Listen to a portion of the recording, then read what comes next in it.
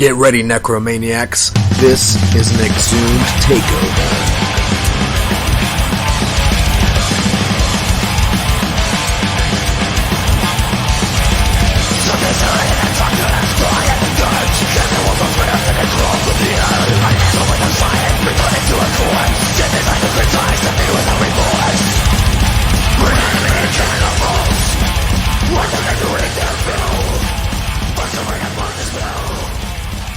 That's Medical Doctor. Also here with my fantastic co-host Corey Gore-Christ. I'm fucking here. I'm real. I'm a real person. With one of our first guests, our returning guest. This is so much fun today. We have Dr. Ross Sewage and Matt Harvey from EXHUMED. What the fuck's up? Howdy. I feel like I should get an honorary title as well. Oh, you want to be Dr. Matt Harvey? No, I want to be like Knight or something. Esquire? Gynecologist Esquire. Matt Harvey. Matt Harvey Esquire. Chest therapist. Vegetarian. Mostly, you know? Yeah. All right, Matt's got his honorary title. I feel important something. now. Yes. He has been knighted here on Phantasm. All right, well, should we start this? Yes, We'll start this. start it. I don't know if the volume's going to be an issue. We're watching Transformers, the movie from 1986. It is the year 2005, and a new evil threatens the galaxy in the most incredible adventure you've ever seen. Transformers, the movie. Souls in Prime. Does Prime die? Then who would lead the Autobots? And what is the secret of the monster planet? It's so big, so exciting, you've got to see it twice to take it all in. Transformers, the movie. Rated PG, open to theaters everywhere in 3 days. No Bayformers here, and I'm starting it in 3, 2, 1, go. Is Bayformers a term? Yeah, Bayformers. So it's a term for a really ugly robot that doesn't look like it transforms into anything except a pile of junk. The only other Transformers movie I ever saw was Bumblebee, which I actually liked. Was that good? I didn't see it. Bumblebee was great. It's not as great as this. But in terms really are. in terms of live action Transformer movies, yeah, because I told you to watch that one when we were flying somewhere, right? Yeah, I was like, Ross, we're on a plane back from wherever, South America or whatever. Should I watch this? And he said yes. Yeah. There's another way that could work too, because It's it was good. direct. It's fun. The It sounds like 2000s ones were like Michael Bay. Yeah, they were fun. I I thought think Shockwave is. I can't remember. They start off on Cybertron. Right, the first scene is like a real cool. It's just like a gigantic robot war with all CG versions, but they look like what they should have looked like all along. They look like grown-up versions of the toys. So we're watching Unicron is coming in, and it's the first drum beats of the amazing score by Vince DiCola. Who And did these Rocky. robots suck. And Rocky 4. They deserve to be consumed by Unicron for having Yeah, they don't. They barely transform to like ugly ass fucking rockets, and they got these stupid haircuts. mustaches. I don't know. But I mean, and they leave their friends behind. And And isn't- Kranks is about to leave his buddy behind. Isn't this Orson Welles' last movie? This was Orson Welles' last movie role. Yeah, As the guy that Unicron. made Citizen Kane. And Scatman Crothers, too. Oh wow! Oh, was it his last one? He never had another turn as jazz. Holy after shit. this? It says months after its release, he died. What a bummer. Oh, jeez, we lost. He was also great in The Shining. Fuck was. he was. He's also great doing scat. I don't know if you've ever heard of scat. He's fantastic at it. There's a reason he got that, but the that does make sense. He's the Scat Man. Yeah, so Unicron's tearing this planet apart. Not at all like Galactus. At all. Totally, this is a totally unique concept by Sunbow Productions. I mean, luckily the folks at Marvel Comics didn't have anything to do with plotting any of these or giving any of the characters, developing any of them at all. So I'm sure completely original. Here's my favorite part: is that robots who. Well, actually, I guess these guys don't transform in this movie. Because they learned to transform when they came to Earth. You know why I think that these guys transformed is because in the Transformers universe comic from Marvel that had all the characters, they show their transforming mode, and it's into like a dopey ass looking rocket. So it's no wonder they fly around in these escape pods because their rocket mode is utter fucking garbage. I was excited about seeing this movie, Lego. but then I forgot that you have an additional 30 years of like Obsessing. extended universe Transformers lore, and I was like, fuck, this is a wrong movie. But yeah, no, I was because did you see you saw this as a kid in the theater? I saw this as a kid in the theater. You I believe so, yeah. you think so? So I just the only reason that I wouldn't say yes with confidence is I don't remember being that traumatized about Optimus Prime's death. I was just like, fuck, that was cool. Oh, it was my fucking birthday, and I came home to an Optimus Prime cake. Oh my god! You had a funeral birthday. I did. I had to cut into the Matrix, and I'm like, it's so good. I'm cutting him. I'm cutting off. Yeah, this so It's the second time this has happened. let's see if we can remember, because even though we don't have the sound on, I'm pretty sure this is the Transformers theme by Lion going over the credits. Yes. Lion is the correct band, I think. Yes. Don't know anything Lion, else like about them. Friday the 13th existing. Lion. Yep, Friday the 13th part Oh, 4. they- The dance. Crispin Glover dance Don't Lion. tell me That's to Lion? stay. Yeah, that's So they did heavy metal and dance music? Yep. Or how dancey Well, no, is it's that? not. Remember, it's like a hard rock song. I don't remember it particularly. I love the dance. I have several gifs of that saved in different It's pretty forms. great.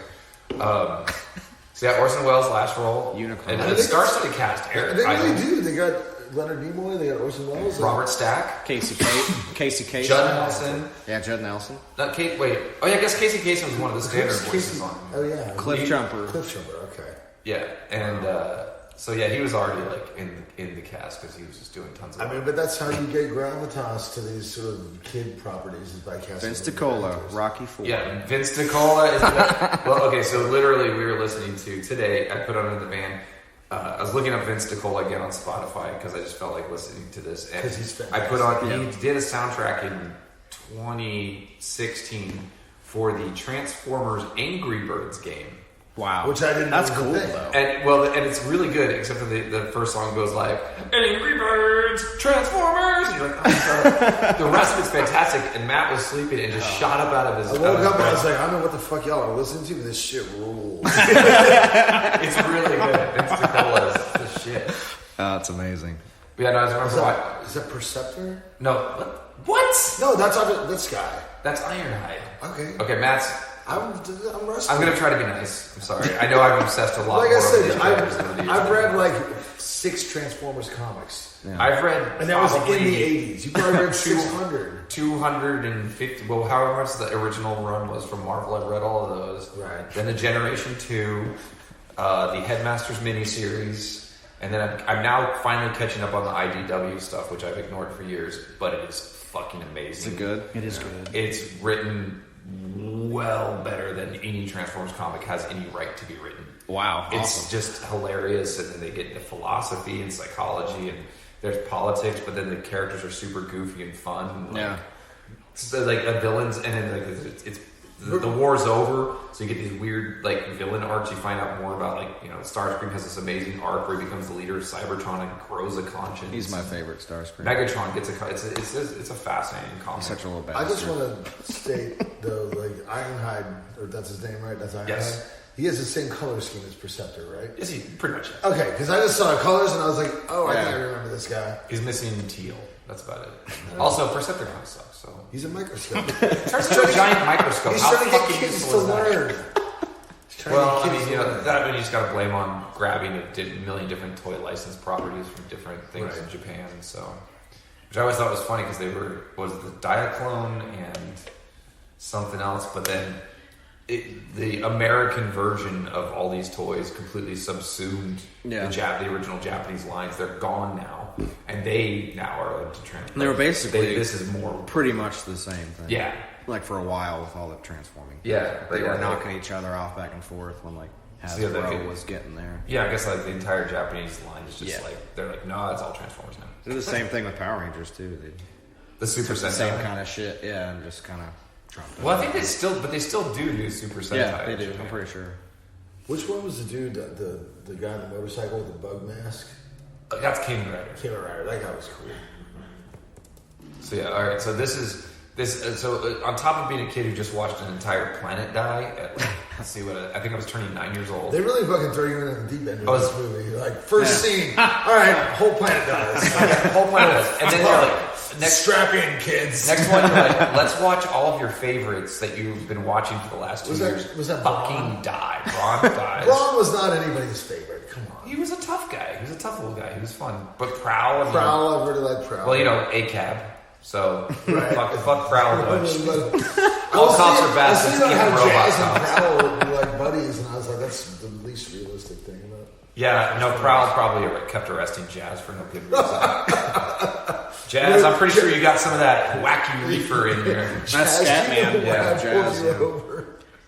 Something cool, the whole name thing. Yeah, so yeah, here we go. And then also, yeah, even though we're going to RIP Starscream later, first we got to pour one out for Chris Latta, one of the best voice talents ever. Hell yeah. When did he die? He killed himself in the 90s, I think. Oh, fuck. Also, Frank Welker, I love. Who's Frank Welker, yeah, he's still around doing shit. Yeah, like I met him at in LA when I went to Ghostbusters Fan Fest. He does the voice of I think it's Ray. Oh, on the real Ghostbusters, yeah. Well, he did so. You'll just like randomly see it, and like, he did Fred and Scooby Doo. Yeah, you'll see a movie just be like monster sounds. Frank Welker, like to this day, he's still doing. He's stuff. done a ton of voices in this movie, but a shit ton of them. But he's I feel he's a little disrespected with the fuck you, Michael Bay. They got Peter Cullen back as Optimus Prime, which is great because it's a voice that's like, perfect. And then they fucking didn't use Frank Welker as Megatron. They got him for the video game version of that movie. Who did he do, or who did they get to do the voice of him in the movie? I don't remember. Who fucking cares? He's a fucking chump. He's a scab. He's not part of the Decepticons. He should have quit like that guy from Hellboy, where he's like, "Oh, I didn't know my character was supposed to be Japanese." Like, quit, go get a Japanese guy. That was cool. That's the way to fucking roll. I like that Hot Rod here is just like an all-American kid fishing. I like, even though he's a Transformer. Right here, the future does not have enough protections for children because little Danny, he's riding. He's got his rocket board. It's like, oh, nope, there goes my skull. I'm gonna get a concussion and die. Good thing I'm friends with the robot. Like that. Where are the safety? Also, they're letting this little kid drive. Oh no, I guess the robot's driving. Like the one was that Robert Smigel did the cartoon where they transform the cars and the people just get mutilated inside and start bleeding out. That's pretty amazing. Because I've seen these toys. There's not a lot of room inside of them for characters. They would definitely die. They reissued that Hot Rod figure last year at like Walmart. I got it on close at like $3. Oh, that would be a good one. I almost bought a reissue Soundwave this tour. You did. You came very close. It came very close, but it was like $50, and I have the original. I just wanted Buzzsaw, the tape that came with Soundwave, because I don't have my one that I grew up with that. And I looked it up on eBay, and it was like $25, and I'm like, well, hey, if I just buy this on eBay, I'm actually making money. Now you helped me score this one. It was one of those they had at Walmart. They're like the ones that are this big that they came out with, and they were like $30, but it was like $12 when I bought it. It was a Star. That Starscream. Oh, the Starscream, yeah. Well, there's another those one are too. They did a reissue of Starscream that I regret not buying. There was a Devastator one too of that one. I think the Devastator one was actually Devastator. I think it was just the original toys. Yeah, which I still have my original ones of those. Which I was there when you got that one. They stand up. They're kind of depressed. All my old Transformers. They kind of like. They're hunched over. They're like, oh, I'm so old. My back, my joints. I can't hold anything up. The only bad thing about the Starscream, like I love posing them, but it kind of has the material of like a McDonald's toy. Yeah, well, shit. I mean, you can't. They don't really do die cast anything anymore. Right. It's still cool looking. You can, put the guns on. And because I mean, here's the thing. Posable as fuck. I love the Transformers, but we have to be honest. They were terrible fucking toys. Yeah, they were. Yeah. Like you have to keep moving all these parts around. They are all destined to fucking break. Like. And the original series are like, it's called planned obsolescence. Yeah, I guess so, yeah. Mom, I need to do whatever. Yeah, and you couldn't, like, I mean, their legs were locked together because it was like the fender of a car and shit like that. It's just like, okay, just smash, I guess. You lose one of the gun pieces and then then it's over. You look like a tard. And you just have one. That's not good. So yeah, this is a pretty, like, I guess probably the best Decepticon Autobot fight ever animated. I always liked the Insecticons. I thought they were cool. The Insecticons are creepy. Which is weird because I'm scared to death of a lot of insects, but I thought they were the coolest thing. I like the way they talk. You live in Florida part time and you're scared of insects? That's not good to see. He wears a beekeeper outfit. Yeah, he does that right. You wear the beekeeper outfit and go. Here's Perceptor, useless fucking Perceptor. There he is. See, I always liked that Springer dude. I had his. It was fucking cool. Another triple change. See, I'm a young fart, so I like Beast Wars a lot. Beast Wars was actually a fantastic cartoon. I loved it. It was like computer. Yeah, I didn't like the look of it, but then someone was like, "You got to watch it." And I started watching. I was like, "This has actually pretty smart writing." And cool I read an interview with the guys where they were just like, "Well, we were given this stupid idea, so we decided, fuck it, we were going to try to make a good cartoon." It's actually very well written. Yeah. Depth Charge is one of my favorite toys I ever had. He's like the Stingray, and he shoots the disc out of his fucking chest. I just like how much they included like Generation 1. They were like back in time, and they were like. Optimus And they had Prime different sleeping versions. dark, They had different versions of the characters and new characters. You know, Like the Transformers are like the Smurfs. I think It's a typical metal show, and that there's one girl. Yeah, we got one. That's cool. They've talked about that in the IDW comic. we're all Like, her boyfriend. They have some of the Transformers are like, oh, refer to me as her. And they're like, why? Like, just feels right.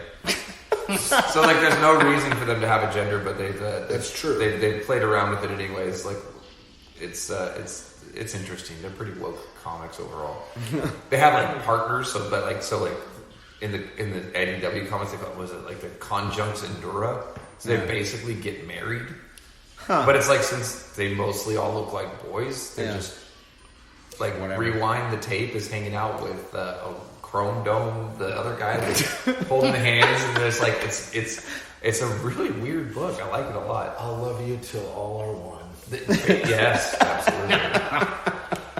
I think I was disappointed as a kid that this didn't turn into Metroplex or Fortress Maximus. I know I was, yeah. I was like, oh, it's just a city that transforms a little bit. It's not a robot. That kind of sucks. You may now. It's a lazy ass city. So if this is a little heavy on the electrons, what kind of is that? It's like a decaying metal. That's the part Dr. West doesn't like. Is their insects. Actually, no, I love those. Yeah. I love those. Not if you So were like, actually there. You like insects as long as they're robots. Right. Yeah. Okay, so you're gonna love the future when they're spying on us. That Black Mirror episode. Yeah, tiny little bugs floating around. Oof. Emperor Trump will know exactly what you're doing. I know what you're doing. Did right you now. like season 4 that they did after this? Did you like it? Or did you... When I was a kid, of course I watched it. Even then, I think I knew the animation. It took a little bit of a dive, and it wasn't as good. But the episode, it was all worth it for the episode where they have Cobra Commander. That's in it. what I was about to ask you. Do you remember that?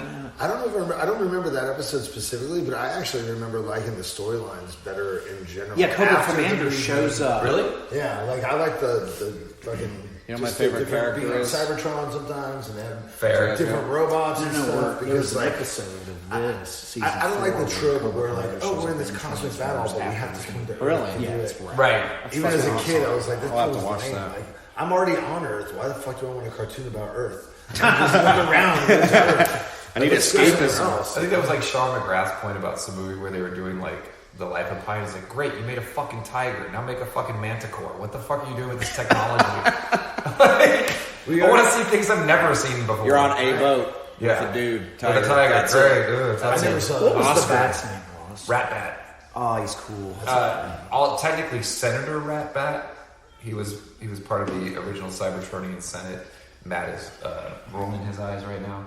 Who the fuck would like somebody named Rat Bat? He was a Like, Rat that's Bat. not good message. There's rewind, eject. I can't remember the line. Pause, record. I love this little bit with Ravage rewind. Ravage is looking like a badass. Rewind comes out of nowhere, blasts him because this was the first time you ever saw Blaster eject tapes. Oh, Master Blaster had not injected anything. Never. So when I was in the theater, I just flipped the fuck out. I was like, holy shit, he does it too. There's little dudes. But to get the actual toy to do that, it was a pain in the ass. He did not work right. You could not get him open to save your life. He was like a fun party cassette deck, and Soundwave was like a. Well, he was more like a boombox. Yeah. Blaster looked like that Fisher Price cassette recorder. Yeah, the red and yellow, yeah. This one made me sad right there because Wind Charger of all the mini bots, I was the saddest to see Wind Charger die because I think he was my first Transformer. Oh, wow. So when I saw the movie, I was like, "Oh, not Wind Charger!" He was always kind of one of my Really favorites. sorry, man. I'm sure that was hard. It was hard, man. I think Your first toy? No, seriously. Like, that's hard. See, because I'm trying to think awful. what toys were out in 1986. He-Man was huge, Right, but it was the hugest actually. Because my favorite toys in the 80s were still like the Superpowers and Secret Wars lines. You were, And I don't know Those if, were so- if those were already out. I was like not that attached to the toys, like any other toys. I was like, I got a fucking Wolverine toy. Like, what the fuck do I care about this truck? yeah. No, Matt was more of a. I think you were into comics and stuff like that I earlier. was than super into comics. I read comics.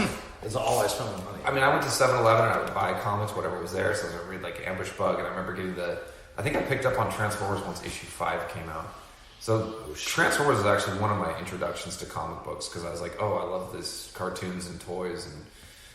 But before that, it was just like random issues of Star Wars and stuff like that. Matt, you were big on the Superpowers line That was my whole thing because I remember even Those things are worth a shitload of money. dude, all mine are so busted, like the Flash's legs. But I still have my Flash, my Dark Side, my Camelback. That's amazing. I have a few others I can't remember. They're all bombs. You know what broke on me? I had like 3 of them. I kept being like, it broke, and my mom would every fucking time. That was the best sculpt of the whole line, though, and I love His fucking leg came off every redesign of fucking Brainiac. time. That was so great. Because I remember, like, as a comic book reader, I always thought it was kind of lame, like, why these licensed comics, like, I didn't think that was, like, serious. As an 11-year-old. Right.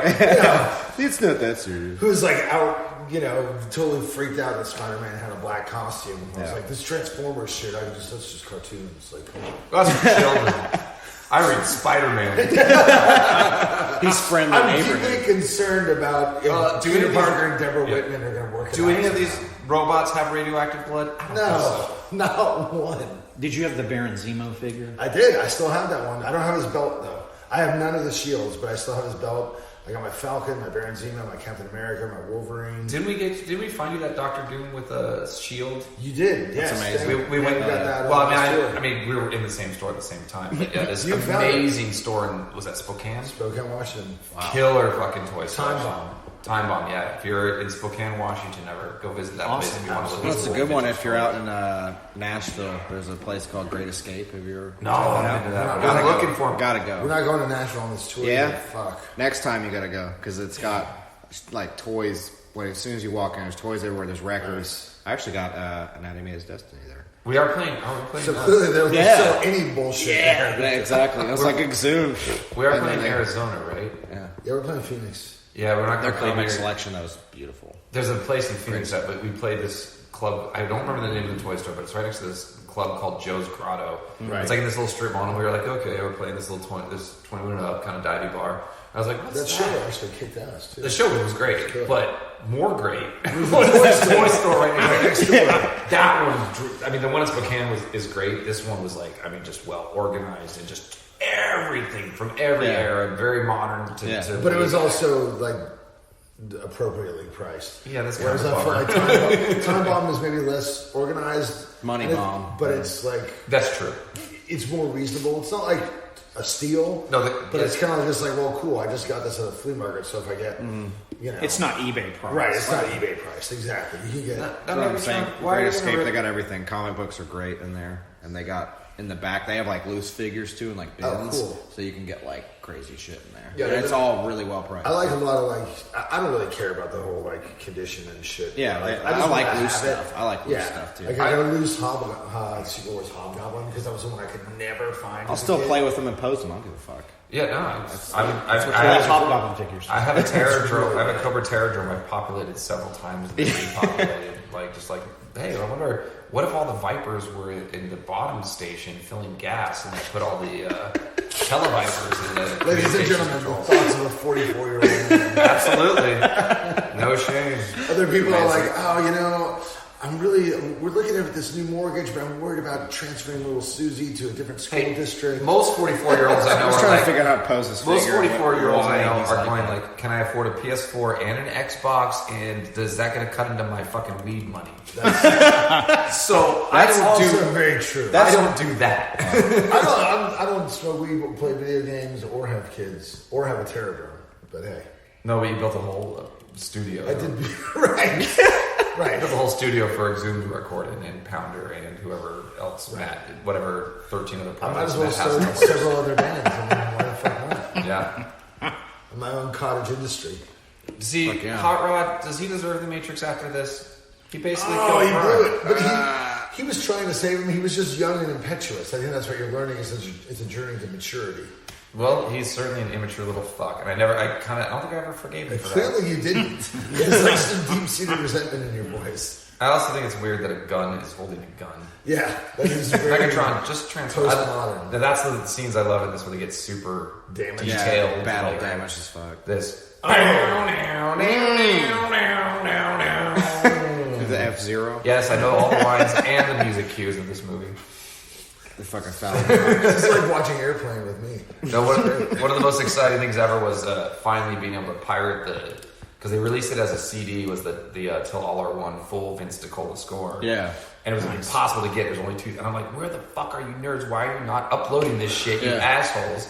Finally got on a Pirate Bay. Now it's actually, I think it's like on Spotify finally. So I'm happy it is. They're re-releasing the Big Trouble soundtrack. 'Cause that thing's impossible. Are they finally? Yeah. It's on vinyl. I saw that.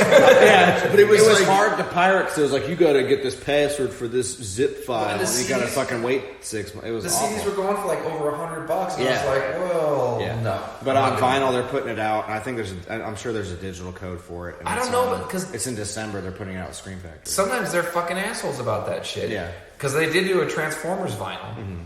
But there's no digital. No code to download the music. I feel like there is for this. It's like a straight up like reissue. It's that score. It's just that song. company. Because I mean, unless you're like a vinyl player, I guess it's great. But no. Is it Mondo? It's not. No. No, but it's Mondo did do one. Yeah, they did. Yeah. But it's beautiful. The one that I have, the CD. No, I like that. That new one is just that newly scored theme of Pork Chop Express, and then there's like one other song. I didn't like it. So you liked that? I hated that. I didn't like it. I hated him re-recording this. So did you listen to that? Oh, the re-recorded ones? No, I haven't really listened to them. It's okay, but I'm sure they're fine. It's just kind of seems pointless because the sound that's was his already ringtone. so Yours weird. is the old school one on there. All right, we're just gonna not talk about this scene. We're just gonna keep talking about Big Or I Trouble. might try. God, dude, between him and the Gus, the drummer for Gruesome, like, oh, he has a giant Optimus Prime tattoo all over. and he's like, he and his dad like have a pretty rocky relationship, and Gus will just get stoned and go on this whole like, I know he'll never listen to this, so it doesn't matter. Okay. He'll get stoned, be like, man, that was like my father figure, you know, like my dad was a fucking dick, and blah blah blah blah. But Optimus Prime was like, you know, like. I mean, I feel like I got a tattoo of my dad, man. And I'm just like, Gus, you told me this like, already. You told me this speech multiple times before you got the fucking tattoo. This is it too. If you it's very sad. You watch Robot Chicken, he actually transforms into like a coffin. Oh, that was a good. He goes like, and it's just he's a coffin. What I remember, it's still sad even then. I remember being a kid and being angry. So what Martin Scorsese slagging on Marvel movies. It's not cinema, even though you watch it at a cinema. Let me get all these other and old guys. I don't want to get mad because like, I get it. They are mass entertainment, and they're fine. They're fine for that. I just don't like saying fucking movie 5 times. Italian Gangsters, wow. With Irish people thrown I just don't in like Boston somewhere. They're good movies, don't get me wrong. Yeah. I don't like the gatekeeping of him and like Steven Spielberg being like Netflix movies can't get an Oscar. It's like, well, they're a fucking movie. I think it's for the fact that he's kind of pissed about it because they'll like actually on location film stuff. Most of the Marvel stuff, a lot of they take in a studio and they take over a lot of studios. But they're still good for what they are. They're good for what they are. They're fine. Right, and they're like, oh, it's like a thrill ride. And I was like, what the fuck is wrong with thrill rides? See, it's like, people look, wait in line 3 hours. Yeah.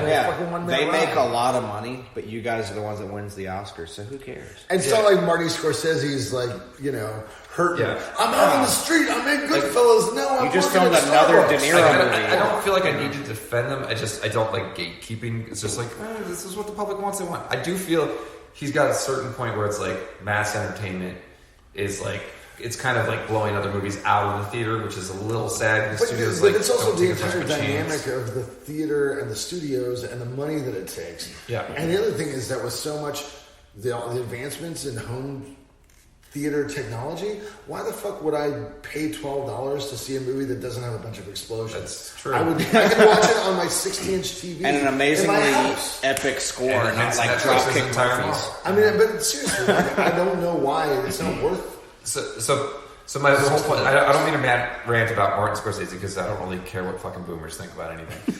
And but okay, boomer. Well, it's like fine. Martin Scorsese makes great movies. I enjoy the Marvel movies, and they're not highbrow. They're lowbrow, but they're cinema, whatever. Because it's in a cinema. They're beautiful. My point was that I still hold a grudge about the review of this by Roger Ebert that I read as a kid, and he said. That specifically referencing the Optimus Prime death scene was like it's like all these blocky things that just look the same except for they're different colors, and then they even lose that and they just turn into gray things. I'm like, fuck you, Roger Ebert, you son of a bitch! You don't know the emotion now. Babylon the Door was it? Right, Valley of the Dolls. Valley of the Dolls which too. is It's terrible. Not a good movie.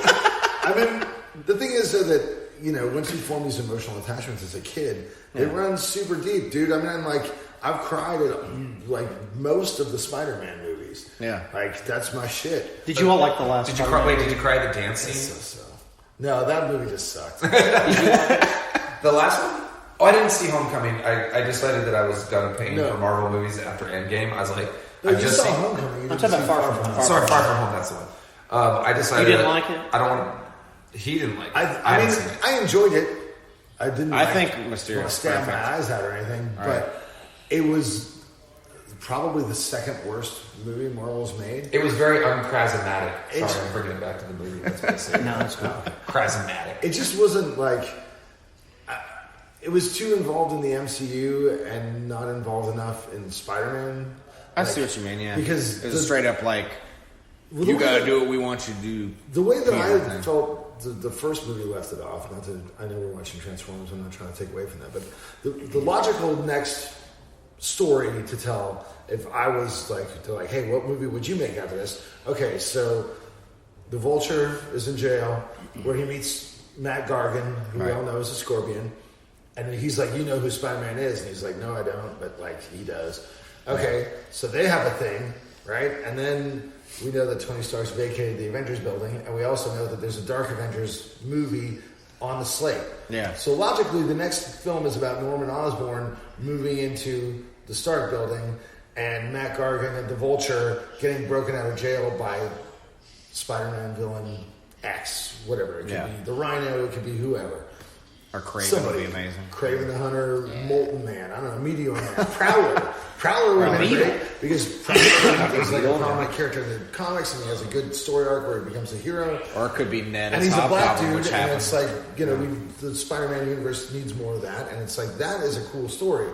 Norman Osborn hires a Prowler to bust these guys out of jail, blah, blah, blah, and it's be involved dark with as fuck. Spider-Man. Yeah. Not involved with like, oh, you're going to become Iron Man. Like, it's like. And Nick Fury. One thing you should understand about Matt is that in his spare time, he writes entire movie scripts for superhero movies, or at least large comic. And he's like, no, so Ross, the story about the Justice League I got. And he'll go for like an hour and a half, and I'll be like, okay, that's great. What you going to do with that? He's like, I don't know. Someday I'll just save it up. Someday, DC's going to be like, so what do you think a compelling Hawkman origin plenty of artists. Death metal guitar player. Plenty of artists just have one of them draw your shit up and make something. That's a lot of money. I mean, like, that's true. Well, I mean, Matt is he's got some other stuff cooking that's not that's sellable. If we have a Matt Harvey graphic novel, I do want to point out here that Megatron was right. He does still function. He's like flying around in space around Unicron, and they threw him out of an Astro train. Unicron's butthole. I was thinking it was totally an asshole. Yeah. No! Bye-bye, Frank Welker. You're out of the movie now. Yeah. I have to tell this. I had the worst, and I love Transformers, but my introduction to them was the most sad, pathetic. I love thing sad ever. stories about toys. Let's hear it. This is That's so. what we have toys. So my friend had Sunstreaker, and he opens it in front of me, and he's like, "What the fuck is that?" And I'm like, "Leader 1."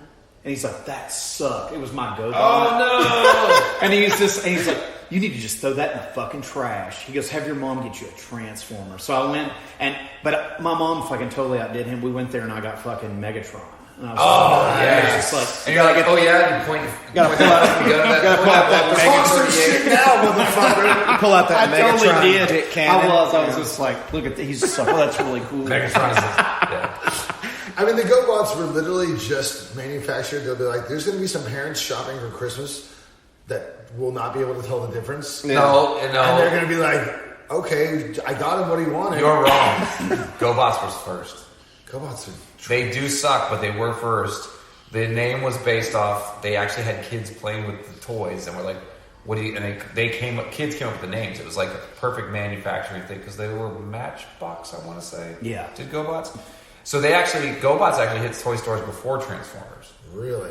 But the guys at Hasbro were much smarter and said, hey, Marvel, come up with a fucking killer story for us. Give us something. Marvel was really good at that in the 80s. Well, they started doing that in the late 70s. They weren't so good at it when they were like, hey, here's a trucking race set. Like, US1, he's got a CB in his head. That was terrible. But then they got G.I. Joe was a killer fucking property, like one of the most And the whole experiment with cartoon advertising that they did was like, that was all brand new. Right. And so when these Transformers came, they were just like, Marvel, obviously you're taking care of this. Yeah. And the Marvel Animation Studios did a lot of good stuff in the 80s. I mean, between Transformers, G.I. Joe, Spider-Man's Amazing Friends, Incredible Hulk. was so good. Dude, that was my Bible. Is all that shit gonna be on the I would Disney get up at streaming like thing? 6 a.m. like when they would rerun it when it's canceled. And do you remember this? I swear every time they would show it, I would get up to watch it, and it was that fucking Swarm episode. That was or the one where they go inside the video game. Yeah. All right, we got to stop here. We got to stop here because I was instructed. This is crucial. This is crucial. Starscream's death scene. This is the one I We hate. got to pour one out. This is the one I Page hate. Takeover. I'm not watching Page this. Takeover. I know you're going watching to be this listening to part. this. I am literally pouring one out for the love of your life, Damn it. Starscream. I'm gonna pull out the rest around the rug. There we go. That's my Relax. That's my Don't worry. He fucking- comes back as a ghost. Because robots have ghosts. Of course, everything I like comes back as a fucking force It ghost. was a weird episode. Why did a robot have a fucking ghost? God damn it. His spark burnt into what they call the after spark. Is that what it's called? That is literally what it's called, the after spark. That's pretty cool. So, but yeah, there goes poor old Starscream. Later, Chris Latta. I don't know if he did.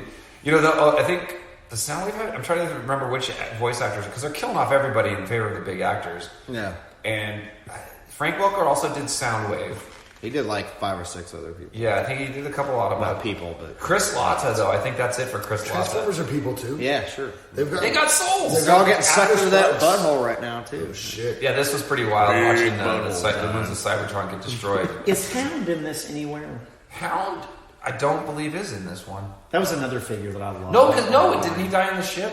No, I can't find. I think maybe he did die on the ship. It was Prowl, Ironhide. Fuck, who else died on the ship? Anyways, look at this. This is fucking ghetto blaster. It's Let's amazing. go Magnus. Let's party. I got some African Insane. Go wild. Is calling is blasters like? I mean, is he like vaguely a racist transformer? No. I mean, but like the term ghetto blaster is kind of a racist term. A little bit. I mean, it's one of those things that maybe started out that way, but it got adopted and like now it's just a term. I mean, It's even not in the even racist. 80s, They carry it around in the ghetto. That's what I'm saying. Yeah, That's that's what I'm even saying. in the 80s, like there was no sting in that. It was Right. like a ghetto blaster was like, fuck, I got a ghetto blaster for Christmas. This is Yeah. awesome. And now they got like Bluetooth ones and shit Yes. where they're the same, and it's Yes. awesome. And I want one so bad. Spike died. Fuck you. I hate you. Spike sucks. Yeah. Before Toys R Us went out of business, they had a Bumblebee from this. Did you see it that came with the little? Oh, he came with a little spike. Yeah, it was actually the little spike was cool because it was the old construction one. So you can melt Okay, it. we are gonna we gotta turn the volume up for this bit because Are we about to hear a great song? no, we're about to hear the first swear I ever heard in a movie. This is the good version. First one you ever heard in the movie was it Transformers? I don't know. Maybe I think I saw Children in the Corner, but it was like watching a cartoon say the S word. The S word. The S word. Well, because I don't want to spoil it. It could be anything. It could be a And number do you know of how words. mad I was when this came out on video and they took it out? And I was like, I swear that was in the movie. I swear it. Here we go. This is how you know you're watching something for mature kids. You're full of S. Here you go.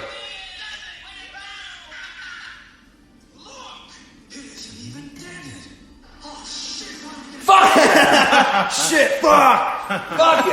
Oh fuck! We're totally cunting. We're gonna get ass raped. This fucking asshole sucking in. Holy fucking bullshit!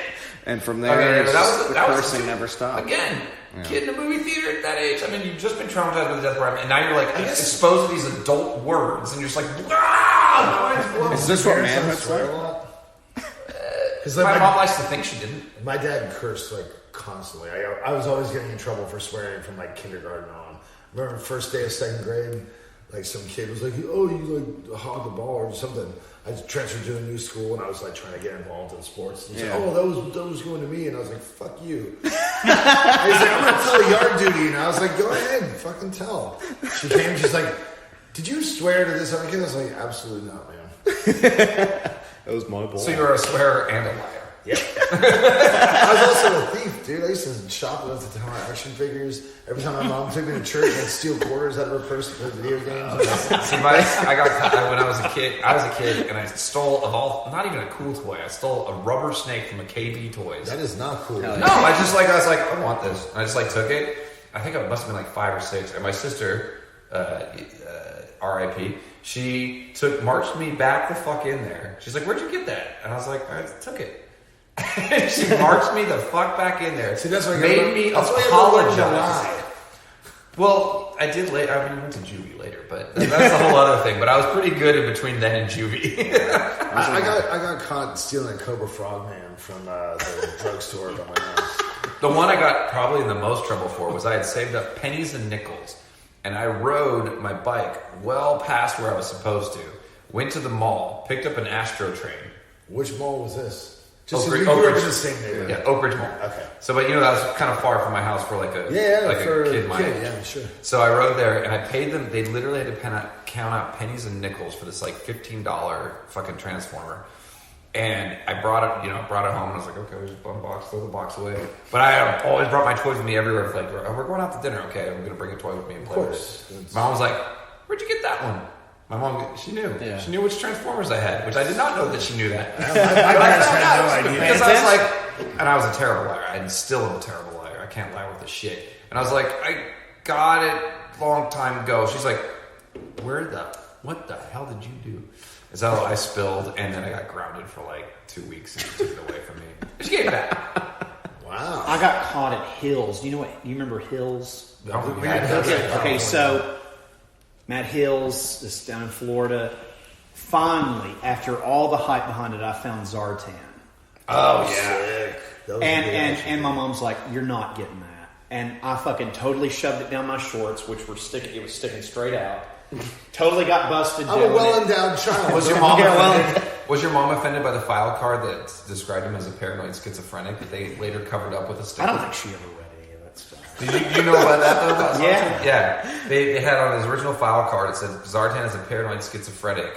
And a bunch of people raised hell because like, this is insulting to the mentally ill. And they actually put a sticker over all the other ones because they'd already printed up tens of thousands of boxes.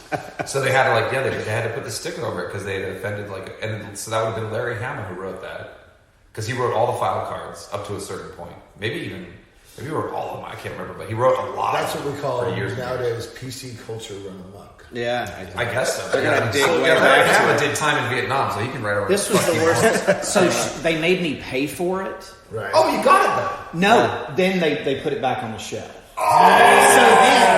So listen. So this was the best. Tough. So I told my friend at school that was Chicks always late. he was like the metal kid. I wasn't supposed to be hanging out with my friend Frankie. Frankie just went in there and fucking took the damn thing and fucking gave it to me. He's like, there. He put it in his jean jacket and just gave it to me. So that shoplifted after you bought it? Correct.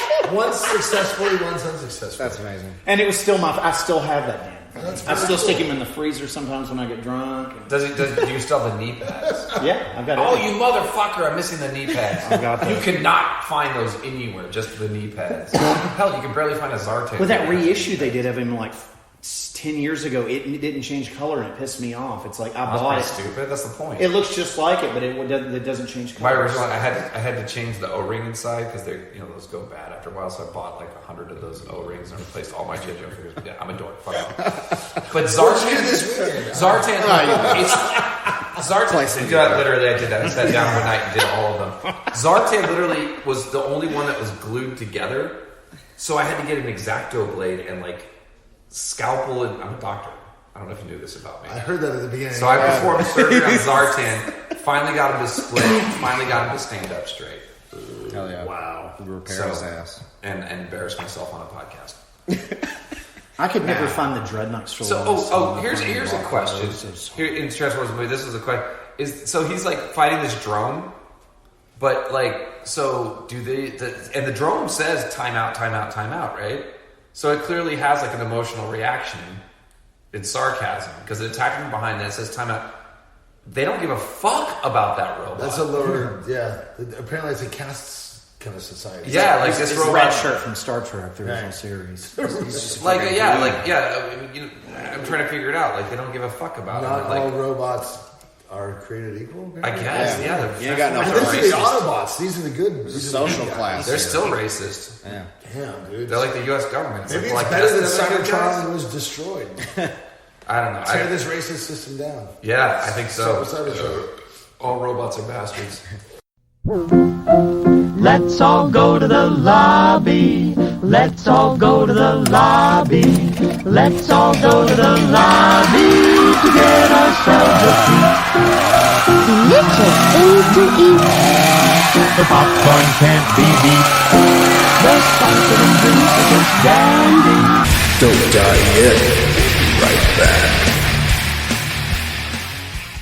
Or one thing I stole was from Walgreens. I stole a Mr. Softy truck, and I actually played the theme song. A what? Mr. Softy's ice cream truck. Your theft is as lame as mine. Yeah, it's bad. I not bad. My brother, he stole a Preparation H when he was that age. What? Yeah. Why would he steal a Preparation H? just for the thrill of stealing something. He needed it now. I did. That does make me want to tell the story about Ludacris went to Europe for the first time, and our drummer decided to take off and thought he could just take care of himself. And he's like, and he comes back, he needed toothpaste. Yeah. And I speak just like enough German to like go shopping, and he comes back and he's like, "Hey Ross, did I get the right thing?" And I was like, "What? You went shopping? What the fuck?" And he's like, "I need toothpaste." I was like, "Dude, this is dental glue. This is for your dentures." So I was like, "This is not toothpaste. I was like, do not brush your teeth with You this." should have just said, "Yeah, you nailed it, dude." Well, we made him sign it, and then we put it on the table and said, "The drummer of Ludacris is stupid and bought this €1." So we sold it. It's amazing. Somebody bought it with his autograph on it. Wow. I think you could buy actual toothpaste this time. But Frankie, the one that took the Zartan for me, I did go back to this. I've got to tell you this guy, I think it's awesome. He started taking stuff all the time on the card, and he'd have like a fucking sale during like recess. He would open his damn locker. He had all kinds of shit. Oh, so he was like The toy he was man. an enterprising. Because I got my Crimson Guard for him for my lunch money. Oh, dude, look at that fucking enterprising young man. His parents should be very proud. He's an entrepreneur. He's in prison actually, which is kind of fun. Yeah. Oops.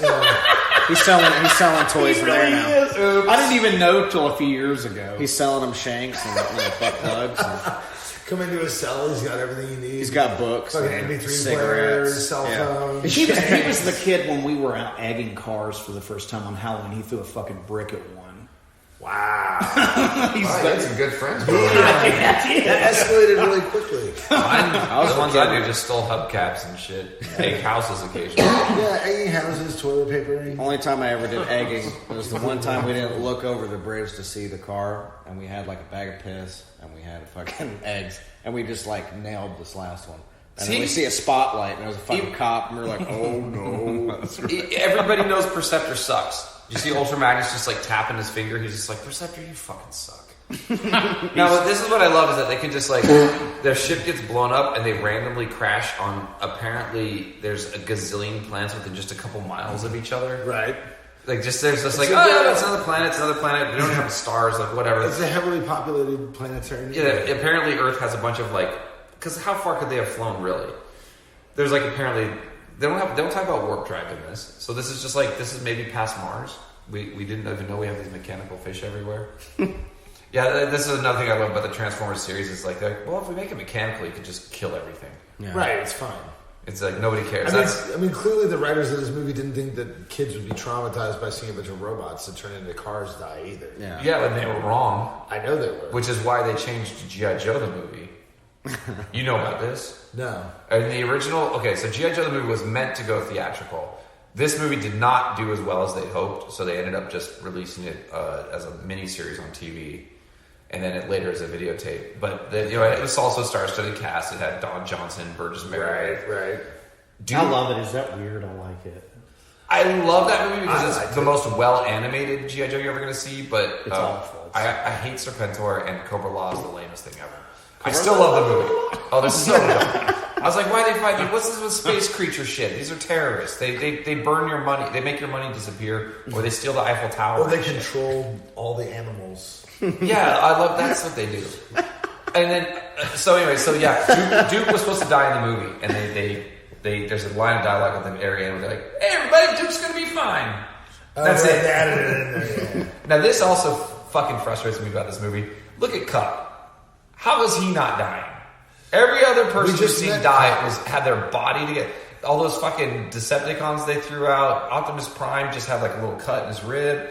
And then like Cup's like, oh yeah, I've been dismembered. Put some glue on. His whole thing is that he's the oldest Autobot, right? I guess. Why does he turn into an ugly pickup? Because back then that was like a new car. In 2005, you're like, ooh, that's futuristic. Oh, no, I'm sorry. In 86, you're like, that's what 2005 is going to look like. Yeah. Did not get that right. No. They kind of failed on it. Yeah, okay, so here you go to the Planet of Junk, which is... Isn't the Weird Al song coming? In a bit. There's a few more cut scenes, because now, as a kid, you now follow about 4 or 5 cut stories. Because Galvatron's going to go he's chasing these guys. You got the other guys are on the water planet that the Quintessons are going to be on. Guilty or innocent. Oh, the Quintessons are sick. I love it. It's so cool. That's another reason I don't think I liked. They were somehow tied in on the later seasons of the cartoon where they became like somehow the creators of the Transformers. Yeah. And I thought that was weird. So I was like, well, then why weren't they more important earlier? I thought they were just kind of a cool, mysterious character. Sometimes characters are better when you don't explore it. Do you have the toy of the Quintessons? No. They had toys? They're not original ones. They've made everything. It's like Star Wars. It's like you can get every person who had a fucking nanosecond. Yeah, but what about Sharkticon? Do you have that? I had the Sharkticon. I sold it. That was a cool toy. I like Sharkticon. I sold the Sharkticon not too long ago. He fetches a handsome price. Oh yeah, for some reason. He's a lame ass baby blue and pink, and it's. Yeah, but I got rid of all my Transformers in the last couple of years except for Decepticon High Command. So, sorry. I like them. I like bad guys. They're my favorite. I just like that you refer to that echelon as the Decepticon High Command, not the rank and file Decepticons. Yeah, no, I got rid of fucking Ramjet and Dirge. Fuck that. They're the lane seekers. Who was your... This was... I'm curious if either of you liked it. I loved... Now, I know in the toy, the name was different than in the episode. Jetfire or AK. Oh, that was a whole confusing thing between Jetfire and Skyfire. Yes! It was fucking amazing, though. I love that toy. Dude, whatever year that toy came out... I sold what I had left of him. All the armor was gone, except for like 2 pieces. It still goes for a good price. The sad thing about that toy, it was a sick toy. You're like, oh, sick. Like, this is a cool Transformer. It's like one of the neatest looking ones with the most die-cast metal and like does all this cool shit. It actually totally crippled the Robotech toy industry because they had licensed it before Robotech had decided to like make toys. And so Hasbro had it and they said, fuck you can't make those. So they had to come up with those Matchbox, came with like all those shitty plastic versions. Okay. So I remember when I was taking like art classes when I was like 5. I won't drop me off at the art museum. There was one they had there. Someone had got it from Japan, and it was the Rick Hunter, the brown one from the first couple episodes. And somebody had the Japanese toy in this area, and I was like, that's a cool looking toy. And I got Jetfire years later, and I was like, oh, that was that toy I saw. Right. But you couldn't get Robotech because I remember the year Jetfire came out. That was the hottest. It was a sick toy. It was a good toy. A lot of playability on that one. I had a scholarship to like a private elementary school. And, you know, my dad, like, managed a grocery store, but all my friends at school, their dads were, like, anesthesiologists. Yeah. And every kid but me had that toy. And I was like, oh, man, fuck. The hottest toy. It was a good toy, but yeah. It was hard to find, too. It probably actually, not having that toy be a Transformer and not Robotech, probably literally crippled Robotech in the long term of, like, because what's that guy, who's the guy who wrote all the Robotech, he put all the series together? I thought you were more of a Robotech. I mean, I like Robotech. I've seen them all, but I can't remember. The guy from Harmony Gold or whatever. That was the production company. The other guy who tied it all together, whose name I'm forgetting right now, which I'm more embarrassed as a nerd. I should be embarrassed that I ever knew. I do have the Robotech soundtrack on vinyl. I've got some of the toys still that they made. They made the Matchbox, the plastic ones, they're pretty garbagey. They weren't. I mean, they rushed them out. Like I said, if they had been able to bring the Japanese toys over like they did with Transformers. Right. Robotech would probably be more fondly remembered by a bunch of kids who played with the really fucking cool toys. I had weird toys as a kid. Do you remember Sectors? Sectors were great. The hand puppet insects. I had all that. I never had any, but I thought they were cool as fuck. But I was already knee deep in like GI Joes and Transformers. No, I had that spider with gotta make red eyes. And then whoever the main hero, what you knew he was the leader guy because he had like blonde hair, and like whatever. I had him. So like Sectors were great toys. Inhumanoids were great toys, and also a great cartoon. So how much do you think this scene with the Quintessons, like the writer was digging deep and like was like really into Kafka? Because this whole thing is you guilty or innocent, and they still get fed to the shark. So there's actually, so here's some more heavy things for the kids to digest: is that the system is corrupt and awful, and no matter, you can never fight it, and if you're in prison, you're fucked. And they're straight up. This is a big comment on the American prison system, I think. Maybe, and they're also dismembered robots. That's just honestly. Yeah, why are there dismembered robots in the jail? Like they just got ripped apart and left there. Like, did they fight each other and just rip each other apart? I guess so. There was a lot of shanking. Then maybe the sex got a little rough in this prison. Some robots, some robot rape. It's like you're gonna hold on to my belt loop and you're my RC now. You're my RC. Oh shit! That's the only robot dismember. I know what RC is. Okay. What's she transform into? Some kind of girly car. Yeah. Volkswagen Jetta. Definitely, whatever RC transforms into. 06 Mustang. It's got a soft top. Yeah. It's definitely got a soft top, so your blonde hair can flow while you're driving. And then here goes the last surviving member of Lithos. Like they got like the Xenomorph. I did remember it. It's Lithos, but I did forget his name. I can't remember this one's name. Lithos. Arbalest? They're cool. I think it's Arbalest. They're cool as fuck looking. Lithos. No, these ones are the lame ones. Don't fucking think he's cool. I think he's cool. He's that guy that just fell? No, not the pink. The Quintessence. Yeah, the Quintessence. Yeah, that thing. Yeah, the guy that just got thrown in the shark. No, he looks he's like, shitty. It was always It looks like a. Nobody wants him to live. He looks like you're like 10. You're like, fuck that. It looks like a Sketcher. Yeah, but no, they had the Sharkticons, and I had a Sharkticon, and he was labeled Decepticon, which they weren't. But I guess for the toys they did whatever. But you couldn't get the fucking other guys in the courtroom.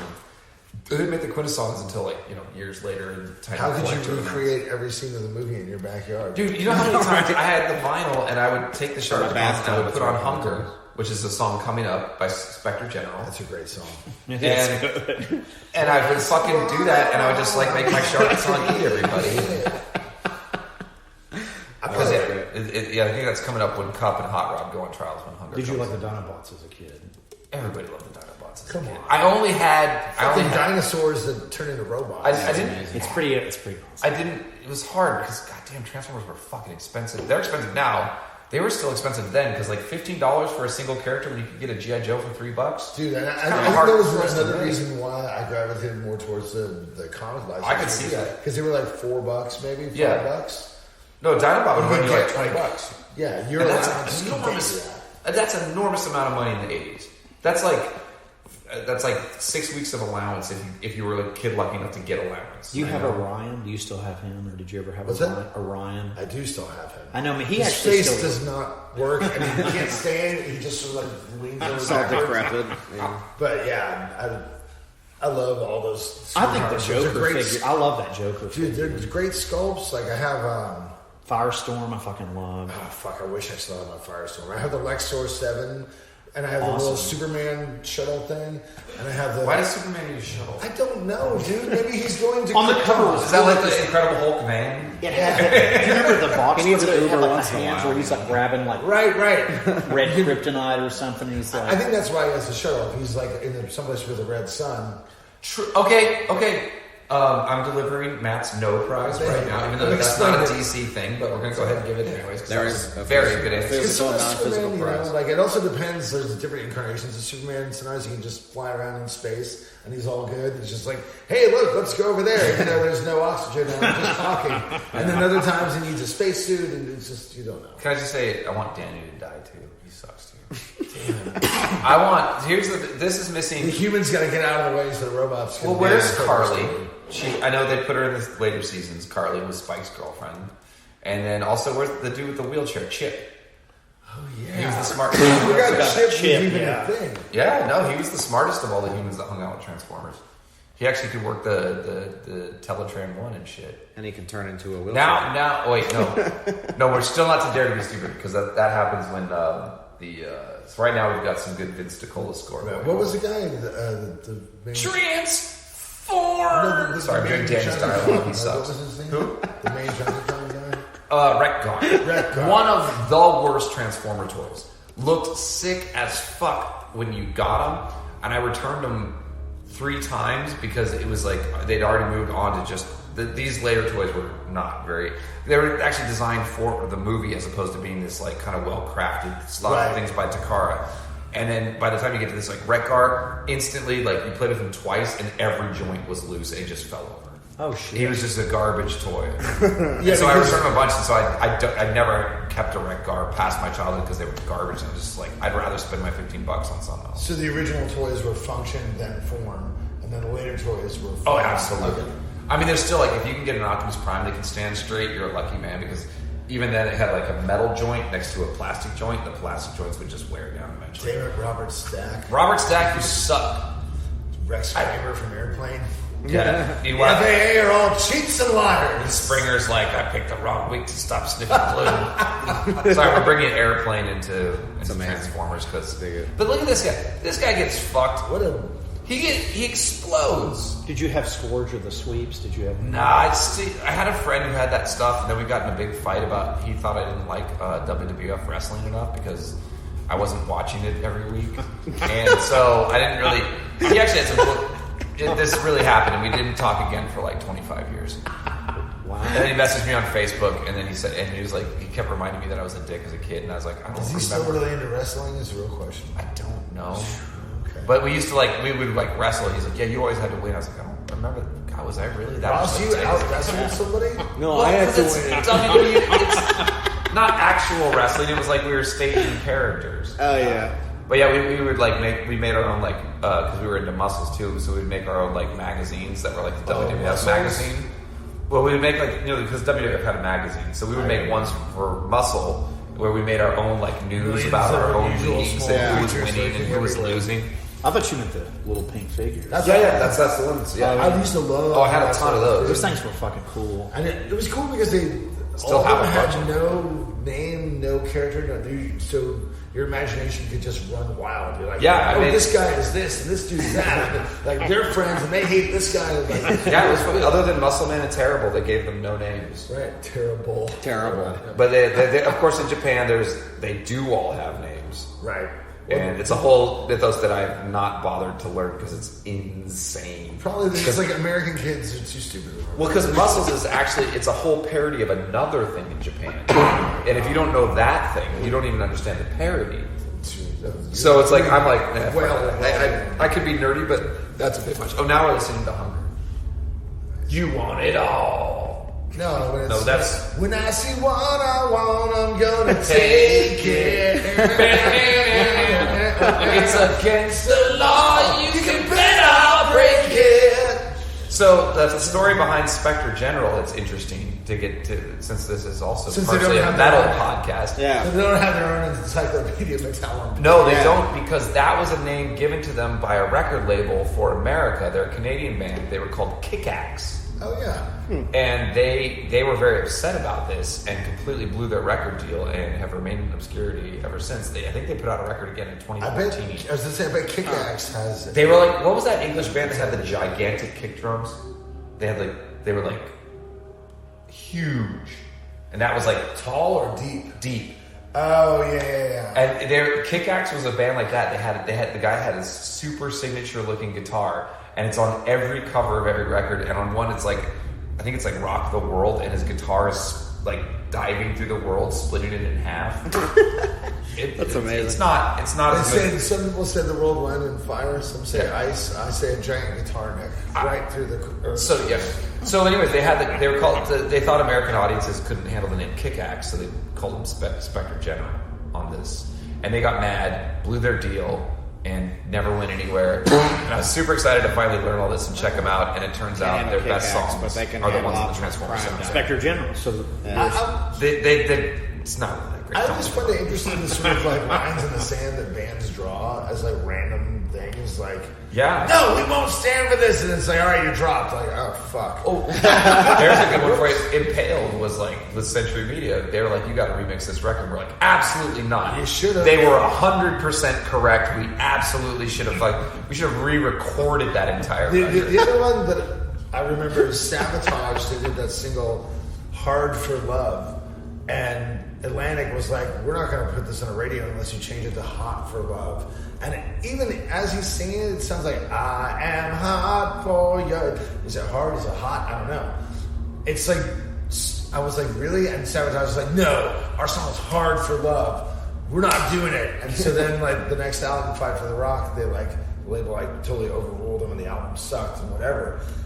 And I was like, that was your line? Like, we got integrity. Hard for Love, it is.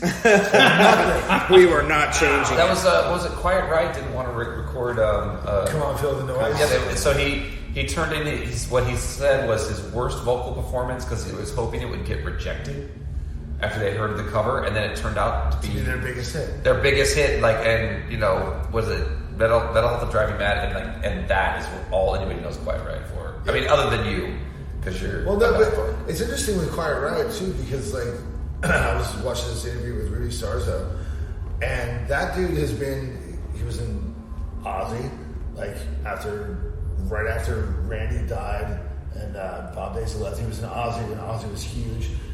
And then he left Ozzy, and then Quiet Riot got huge.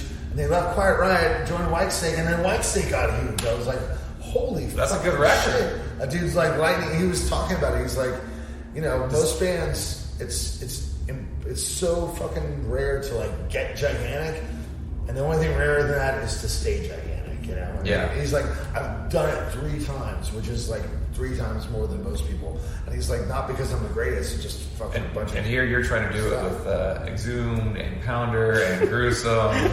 I'll be the greatest C-grade death metal guitarist of all time. I'll put you in this. Oh, thanks. That's pretty good. Okay, so I can live with that. this is going to be a long way around this.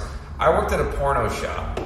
And so did I. A long time. It was a warehouse. He was a mop boy. Yeah, no, it was a warehouse. Like, and we were very big on those kids. Right? Yeah, we were big on VOD to start with before anyone else. So we were streaming stuff across the internet like in the early 2000s, which was very fresh technology.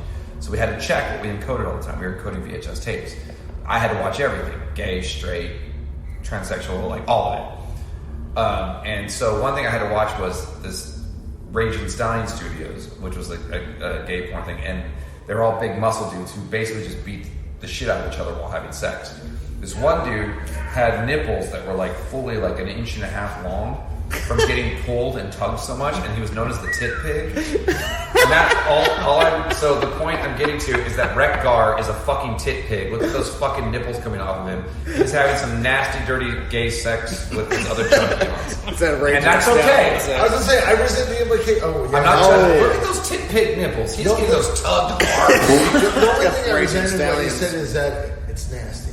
Is that it's consensual? That it's no, nasty can be good. Okay, all right. I mean, I'm sorry. Is anal sex not always nasty? And it's totally fine. It is if it's done right.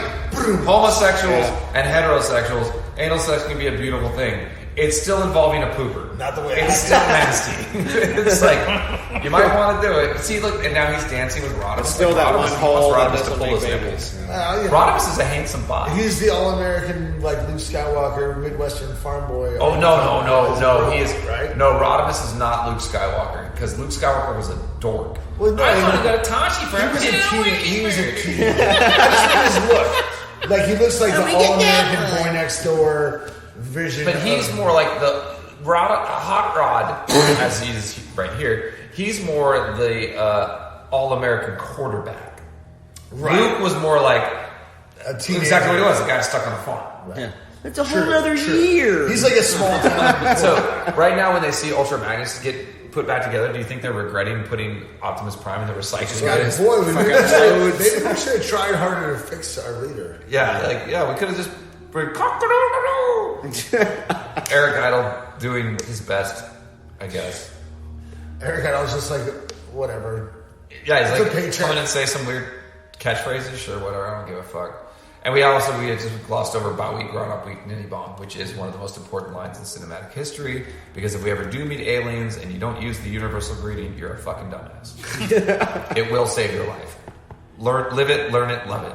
Robert Stack. I remember my mom would always want to watch Unsolved Mysteries, and it terrified me as a kid because I remember she would like black out, and I'm sitting there watching it. Right, I'm in Florida, and we're growing up. I'm like a kid, and I remember he'd come on, and it would terrify me. It'd be like, update. The man you just watched, that he's outside your fucking house. And I would just draw all these conclusions in my head. So every time I can't watch it to this day. It's like on fucking It's on Amazon or Amazon something. now, yeah, And yeah. it freaked. We tried to watch it one night, and he was gone, and I was just like, I can't fucking deal with this. I ripped his head. I had in the the trash opposite can. thing because I knew him from Airplane, and I so was you like, thought it was saw him funny? on Unsolved Mysteries. I was like, this motherfucker's trying to be serious. Like, no way. It's Max Kramer, dude. Come on. Well, Like, the shitty left ones his is they head in the redid it with garage. Dennis Farina, and those are terrible. Oh, who cares? I never saw that. Apparently, here's the thing about Unsolved Mysteries and Robert Stack. Apparently, I read an interview with like one of the people who worked at the telephone banks there. They actually solved a ton of crimes.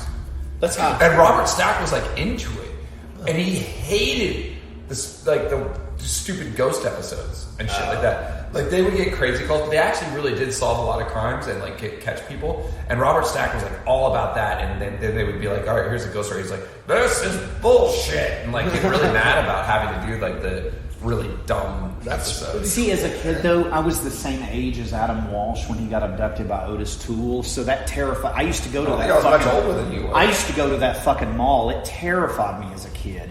And kids don't have that. Oh, so you had the geographic thing going on too. Yeah. Oh yeah, You were, like, it's actually scary. close Like by. I remember when cops come to school, it's just like, and they'd have that. I don't know if you remember this or not. They had that out there. It was like this beware, Nick, this like black ghost looking fucking thing. That shit Okay. scared me half That to shit death. scared Really quick, this is Yeah. speaking of, there's that meme. It's like this scene should be taught in all cinema classes. It's like the people that about Game of Thrones is bullshit.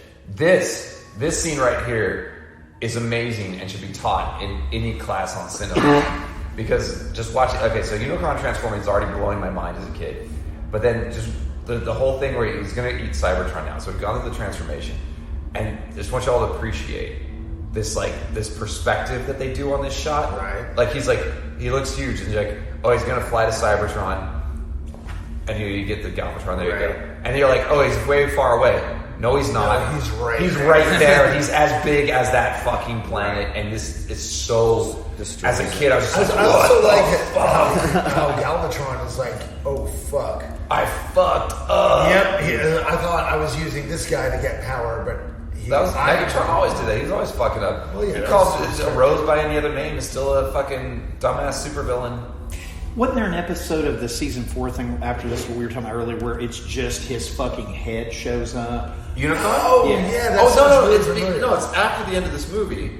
They show his head. That's like the final scene. No, but His head. there's an episode. It's No, like they go to it several times. That's what it is. That's probably what I'm thinking of. I'm just confusing Because it. it is the moon, and they. I was gonna say, yeah, isn't his head like a planet, like floating? It becomes the new moon. Of That's Cybertron. what it was. That's what it was. Yeah. And I'm just gonna go ahead. I'm just gonna brag. I cannot wait to transform Unicron because I plunked down the You money. got the $700. I got Unicron? not 7. I just had Jen, if you're listening to this, She's gonna be Ross dealing did not spend with- $700 on Transformers. It It was almost- significantly less. It was like, like 50 cents, maybe less than that. Anyways, it is the largest Transformer ever made. It was the last day. I just finished a successful Kickstarter with the Ghoul comic book. Yep. And I was like, God. And I watched this movie that night because it was the next day was the ending. The whole thing was ending. I watched it. I was like, do I really want it? And I told my brother, and I was like, who's like, he's not like me. He's not a nerd. He's a real estate guy. He's like everything. And I was like, Taylor, I'm looking for any reason to not fucking buy this thing. And he goes, oh, well, why would you buy just a dumb planet? It doesn't transform. And I was like, did you look at the thing? And he goes, oh, it does transform. Oh, buy it. Because he loves this movie too. Like, That's a good brother. yeah, and I was like, you son of a bitch. Fuck, buy it. Yeah. And so I'm getting the giant. It's going to be like, it's like 2.5 feet fucking tall. That's pretty exciting. It weighs 50 fucking pounds or something like that. Or no, I'm sorry, 20 pounds. Which is still really fucking heavy For a Transformer? Jesus, that's a So yeah, shit. it's gonna be like the first new. Like I really only trade in like the vintage shit. Basically, try to fix up the stuff I had as a kid. Is this a masterpiece thing that they did? It's part of the Siege series, which actually looks all like garbage to me because it's like everything has too many like circuit designs on it. But the Unicron is sick as fuck. So See, I bought that. I'm an asshole. Devastator they did a few years ago. it's like that's like literally. You're gonna be rent. very happy. That is my when rent. you get that. I spent 1 month of rent to get a fucking Transformer. Did you see But the I had a pretty good Devastator that October. they did, Ross? They did a Devastator that's like to scale a few years ago. I bought it. Oh, where That's the one I was with construction you house are that you bigger bought. and They're bigger actually on scale. Yeah. And I really splurged because they have one at Toys R Us and it looked kind of cool. Or you could get the one that was literally had the paint job that was a San Diego Comic-Con exclusive. The green, like green and purple, and I bought it, and it's the most beautiful thing. That's what I was with. I did not get that. I have the original Constructicons. And see, like I said, I mostly traded vintage stuff that I had as a kid. So it's beautiful, and it's already transformed in that one, which the other one wasn't. So all I have to do, I don't even have to take it out. I get drunk sometimes. I'll just pet it. Because Devastator was my favorite toy. I loved it.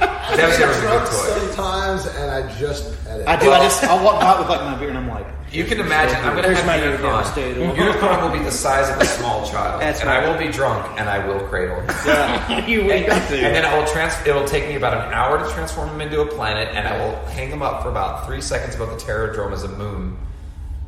That Cobra Commander can look up at. As long as there's no earthquakes, that's good. Oh, I was also told Kyle Radar mentioned the dinosaurs go full on Unicron's butt right here. They're literally attacking his ass. Look at this. Yeah. He's like, oh, I got the roids.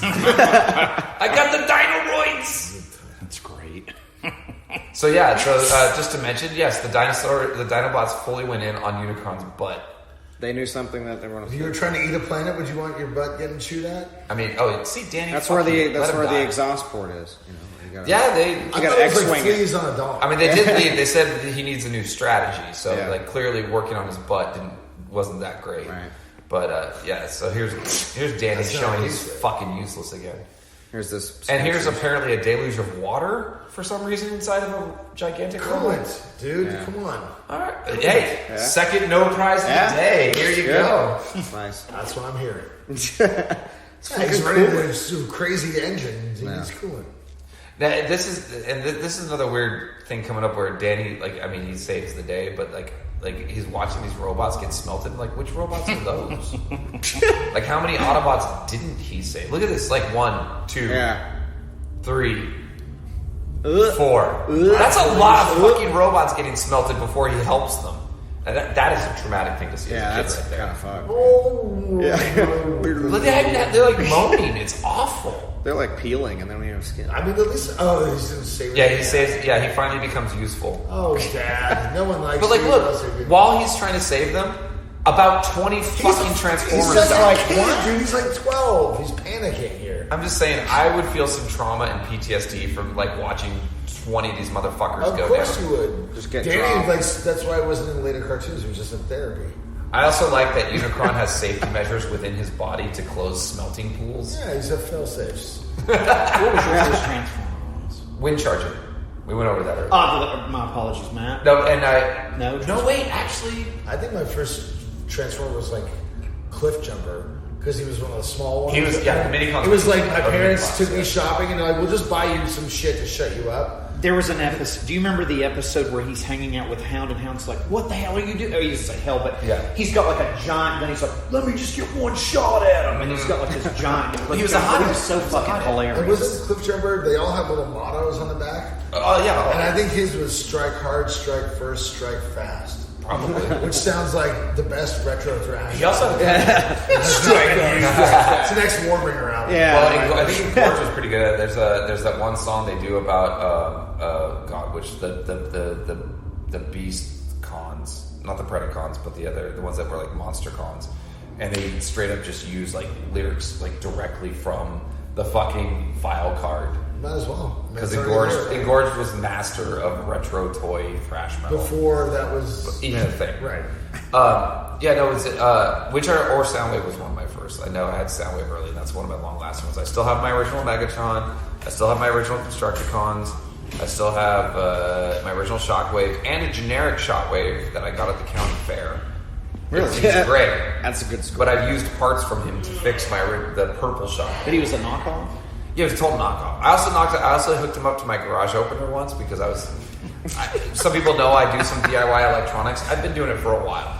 And I hooked Shockwave up to my garage door and blew a breaker, and then I hooked him up to an actual plug. Just stuck 2 wires in the plug. I was like, how powerful can we get the sound to go?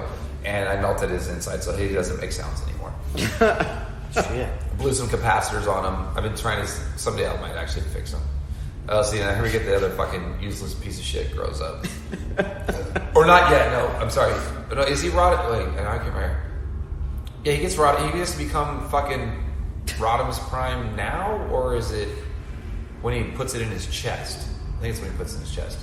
There goes Galvatron out. Bye. So much for gravity. So now he becomes full on Rodimus Prime. Nice. And the Matrix has, throughout this movie, gone from 2 finger holes to 4 finger holes in random intervals.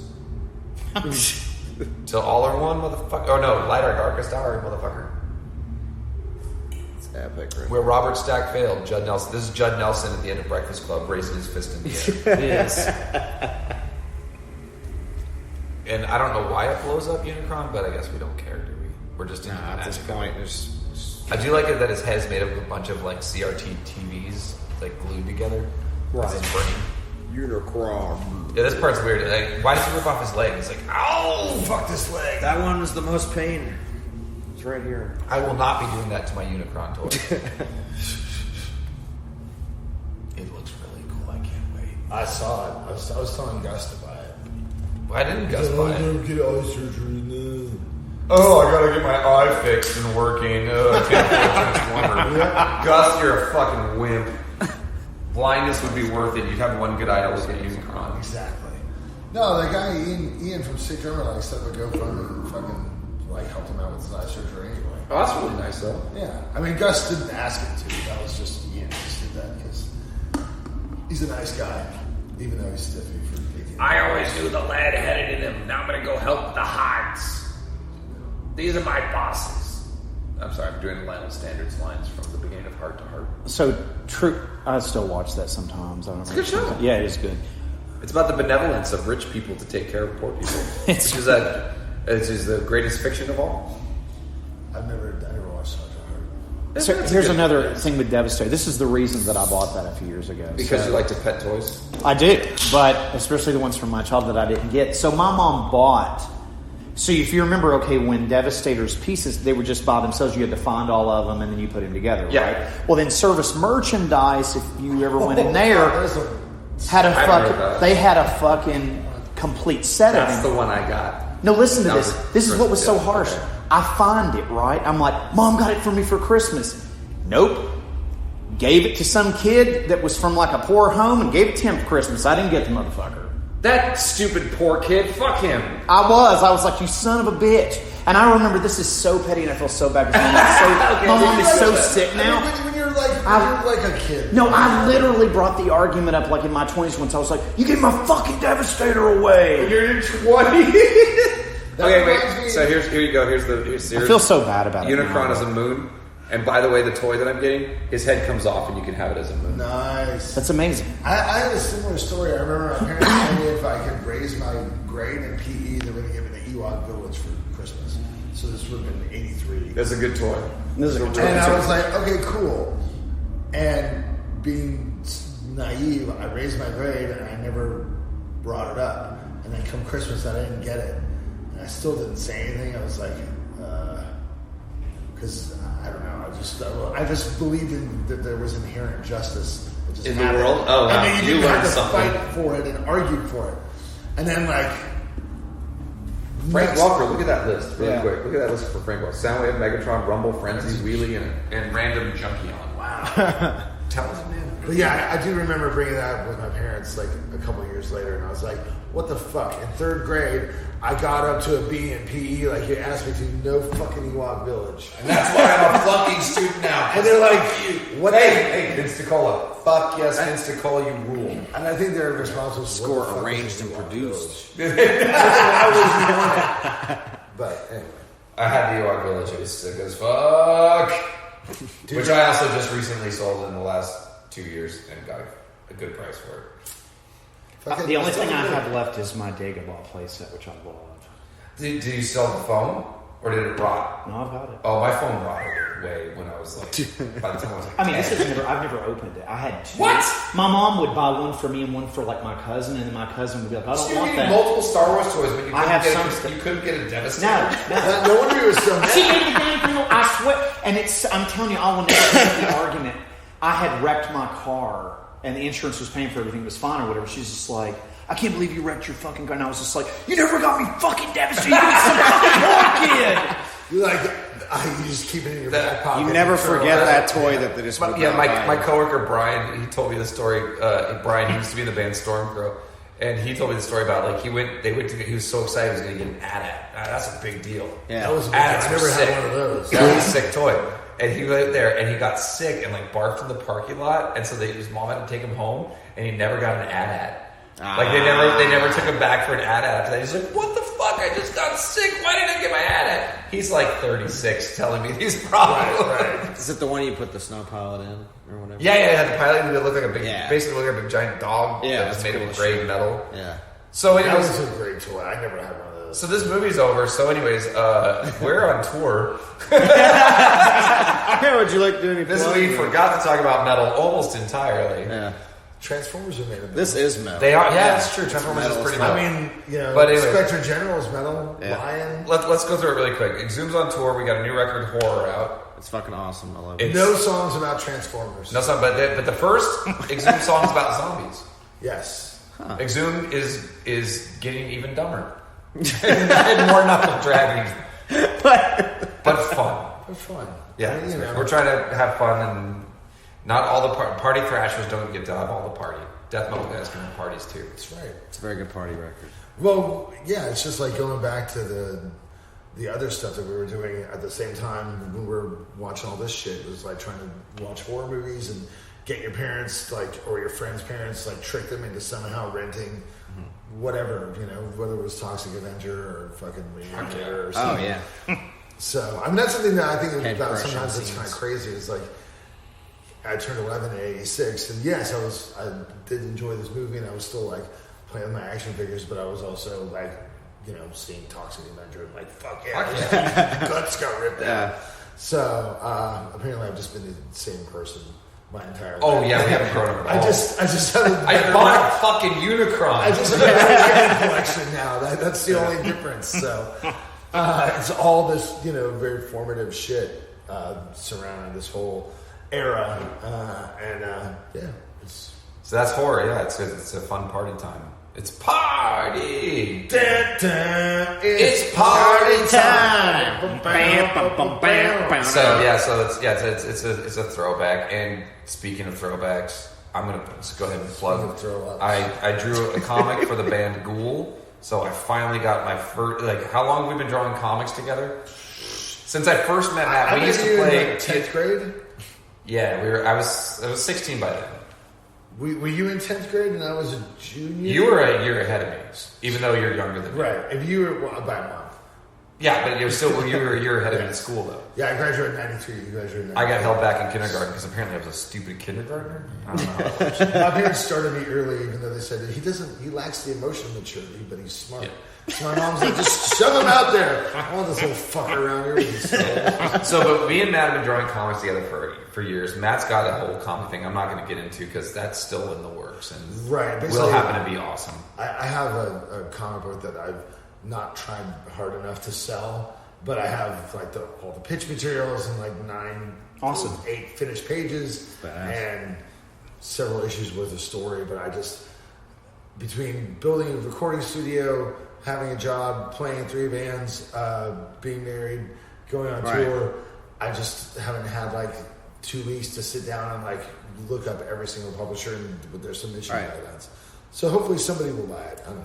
So my thing was, I was like, no one's ever going to pay for my shitty art to be in a comic book. So, but you know who would? Ghoul fans. Yeah, right. So I hooked up with the band and drew a comic. So that's a thing I'm plugging. Ghoul Born to Kill. I'll have it for sale online. The Kickstarter was very successful. If you come to an Exhumed show, you can get a copy there. That's true. Awesome. It is at Signed Exhumed by the shows. writer and artist. That's not true. If you can ask me to sign it, but they don't come. Well, I'm just saying you can track it down. Yeah, track me down. When I'm not getting wasted. No, it's not pre-signed. It comes with a Ross will be certificate there. of authenticity. Unless if you bought it off Kickstarter, it's pre-signed because You're gonna get it graded. things. Oh, look at that. So yeah, we had a bunch of things, and it was much more successful than I ever deemed possible. And so we'll hopefully get another one. It looks put really together. cool. It is I'm pretty great. stoked on it. I haven't seen the physical. I would like to see I the enjoyed the physical shit out of it. copy. Yeah, It's really it's a good. throwback to old Warren horror magazines. Yeah. I think it's more EC-ish, but It's a little bit of both. It's an anthology thing that has like kind of a host thing going on, and I guess because you use the same lettering font. I did, yeah. I mean, I also love the cover.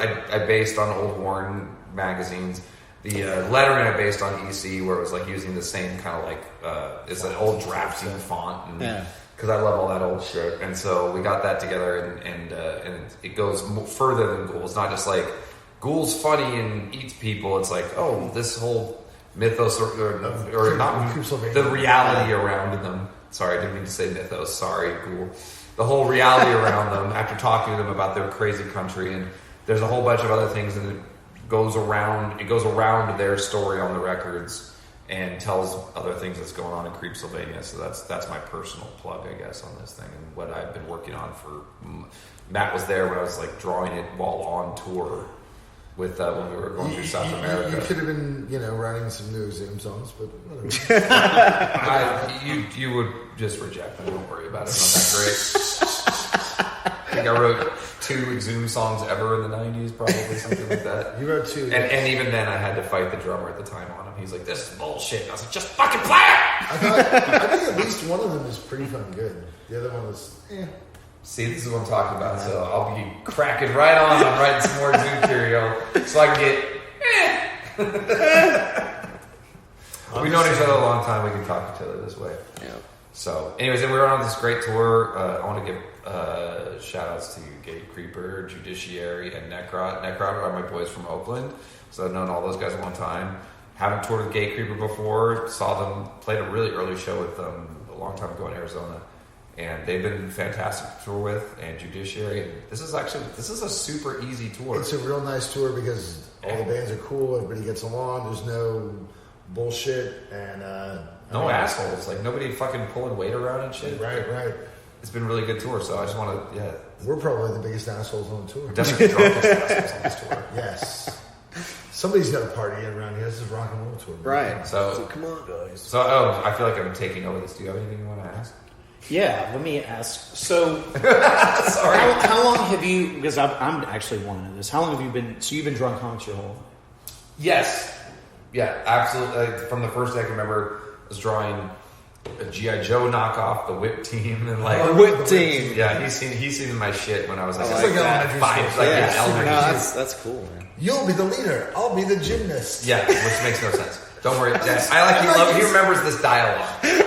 I don't remember which one is It doesn't matter. Ironhide or whatever, but I remember Ross's Whip Team. But you're like in elementary school. Yeah. And then as soon as we met in high school, me and Cole and Matt would be drawing, like we became like super teams, and we were drawing comics together and like crossing over characters. And nothing, it was like, I don't even think we ever even finished like a full story. We would just, we just kind of. We were more. I worked at a comic store. Ross was a customer there. And we met because of Cole, because I went to high school with Cole, and then Matt started. Cole's the original. You worked at the comic store after I'd already met you, right? And then we used to get together every Saturday, I guess, and we would play the TSR Marvel Superheroes tabletop role playing game. Oh yeah. And we sort of started using the Marvel characters, and then the campaign evolved, and eventually we just ditched the Marvel universe completely, and it was like. We already have like 20 or 30 different characters. We'll just play these characters instead. Yeah. Populate our own world. That went on until like senior year when I was about to get laid, and I was like, "All right, guys, I know this campaign has been going on like 2.5 years, but like, let's fucking move it along here. Come on, I got nipples." Who were the Marvel characters? Do you remember who you guys were originally when you started playing? Oh, we would do different campaigns where we just choose different characters. Oh, so it's like, different. And I think there was a really good campaign I ran that made Cole and Matt really mad. I think you were Hawkeye and someone, I can't remember. It was another like low power character. And I ran this whole campaign. It was brilliant, and then right at the end, they got really mad at me. Robot George Bush. Yeah, and George at the very end, it was like this whole conspiracy thing, and then at the end, it was like George Bush, because I've hated the Bushes for that fucking long, and I've always hated Ross was woke before being woke was. Or I was at least political and definitely woke. Ross and left very early on in my. So George Bush at the end of this whole campaign comes out in an exosuit, and they were like, "Ross, we fucking hate," and he's like, "I fired an acid arrow to his eye," and I rolled the dice, and I was like, "Oh, I guess we're done." He's dead. Oh, God. Hawkeye was a champ when we fucking played him. Hawkeye was one of my favorite characters. He always had. So yeah, we did. That was a notorious campaign that I ran. That's not Evil Bushman. Yeah, they called it Evil Bushman. That was Cole. Cole was like, really? We did this whole thing and it's Evil Bushman. Yeah. And then Ross was like, it's not Evil Bushman, it's George Bush and he's in the exoskeleton. Evil Bushman. Yeah. I was like, yep, Evil Bushman. So we were really cool kids. Yeah. Well, we got tons of the bushes. Hell of an imagination. We were really cool kids that could not attract a woman with a fucking $1 million. Who needs them when you got superheroes? We didn't need them until... Yeah, you need them. Eventually. Yeah. You need them. So you're like, where the fuck did everything go in my life? We've both been drawing and shit forever. Yeah, that was like my first career choice as a kid. Once I realized that superpowers weren't real, I was like, all right, cool, I'll become a comic book artist. And then somewhere along the line, like when I was like 11, I guess, or maybe, yeah, I think it was 11, I heard Metallica and I was like, well, fuck comics. And then a couple years later, when I started working when I was 15, I was like, cool, now I have a job and a guitar already, so now I can start buying comics again. And I bought my first guitar by my granddad was an antique dealer. So I sold him my comic book collection for like $350 or whatever. And then once I got a job a couple years later, I bought it back off him for $350. Actually, I think he charged me $400 because he's fucking trying to teach me. Wow. Trying to teach Sold me us. Yeah. And I was like, wait a sec, where did Amazing Spider-Man 298 go? That one's worth, fuck. Somebody bought that one. But anyway, so I got the vast majority of my comic collection back, started working on comics. And then I was more into comics and shit like that. But I was hanging out with these guys, and they kind of brought me into metal, and they were like, well, why don't you just learn to fucking play bass? And I did this kind of like half-ass band with Matt and then with some other guys, and they're like, oh, he can actually do vocals. Well, this other guy's kind of flaking on us, so Ross, why don't you fucking just learn? So then that was like kind of how I just came into music. I didn't know how to play bass, and they're like, well, we just kicked the bassist out, so you better learn. And I was like, okay. So like in one weekend, I kind of was like dicking around and drop D and fucking around. But yeah, that was like, I was just wanted to hang out with buds. So, and that's what I'm still doing, I guess. So that's cool. Yeah, it was like right before the Hemdale split. Yep. Well, you've been playing bass for 3 months, so, just play I think it was probably less than that. Let's mix that down. All right, no problem. Jason Newsted it. Yeah, because I think you played on like 4 or 5 of the songs. I played on about whatever half of it. I didn't have time to learn all of it. Like we literally, Matt Widener was ejected from the band. Well, he quit. Or he quit. He quit. But it was like literally like a week before we were going to go record the Indoor split with Hemdale. So I had a camping trip with my family, and I spent all weekend trying to learn as much as I could. I recorded about half of it. Matt recorded the other half. So, but ever since then, I've been very adamant that like nobody records my bass parts unless somebody tabbed the song out wrong. Right. Then there was an emergency. That was a very recent emergency situation where one song had to be done on the fly because we had a flight to catch. Yeah. So. Well, also, yeah, Sebastian wasn't fully integrated into the songwriting process the way that it is now. Basically, like we're an extended family. We're on separate coasts. Yeah. One's in the Midwest. And then me and Matt actually live about 4 hours apart. So it was kind of like everyone has to kind of like learn and send their parts in. Yeah. And one guy doesn't know how to tab stuff out. He's getting better. Amazing musician. Just he's not. He's well, they're two separate skill sets. Playing the guitar is one thing, and then doing your notation and everything is a different. I didn't know how to do it for years. I only learned how to do it like 5 years ago. Yeah, I'd say about the same. Like I had no idea. Like, what's this Guitar Pro thing? I guess I should fuck around with that. Like very recent that I can actually write things down. Right. I mean, now I know more about fucking musical notation from using that program and doing the tablature than I ever did for years. I mean, I took keyboard classes and chorus classes and shit, and I've learned more from Guitar Pro than I ever did from any of those fucking music teachers. You ever taken the Guitar Pro shit and put it into the game engine and make 8-bit songs out of it? Yes. Of course I have. Shit. Of course I have. It's great. I mean, that's how all of my songs started. It's like, I'll just come up with a riff or whatever. Yeah. And I'll just write it out. It becomes a little fucking 8-bit thing. Whatever.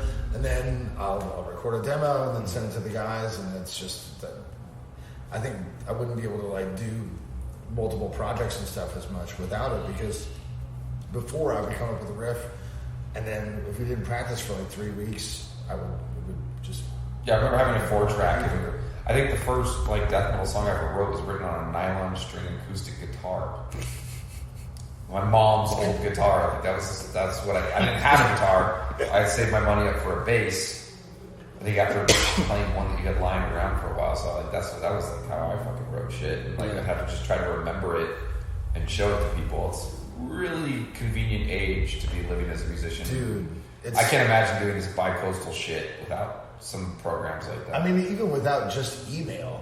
Yeah. How the fuck would you do it? You're like, cool, so I set up my 4-track, I recorded the song on my drum machine, then I put a tape in the mail, then I called you on the phone once you got it, and then I had to change one part, so then I had to do it all over again. Oh yeah, oh god, I remember that. No, that's fucking impossible. So the studio that you made, so it's, which I'm going to refer to as like Casa de Lex. It's like in the first Superman where he's all the way under the. Remember they have to go by the subways. What did you call Lex Luthor, Casa de Lex. He's just like, Mr. Tessmacher. You remember where he's like, I'm a man. Because when you told me about it on the phone recently, I was like, that's what popped in my head. I was like, it's like the Lex Luthor layer. I mean, it's sort of like our band HQ. We have a screen printing shop in the front where we screen a lot of our shirts, like the shit we're selling here tonight. And then we have the control room, which is also like the office, like all our tour receipts and all that paperwork shit goes there, and, you know, whatever the label sends us.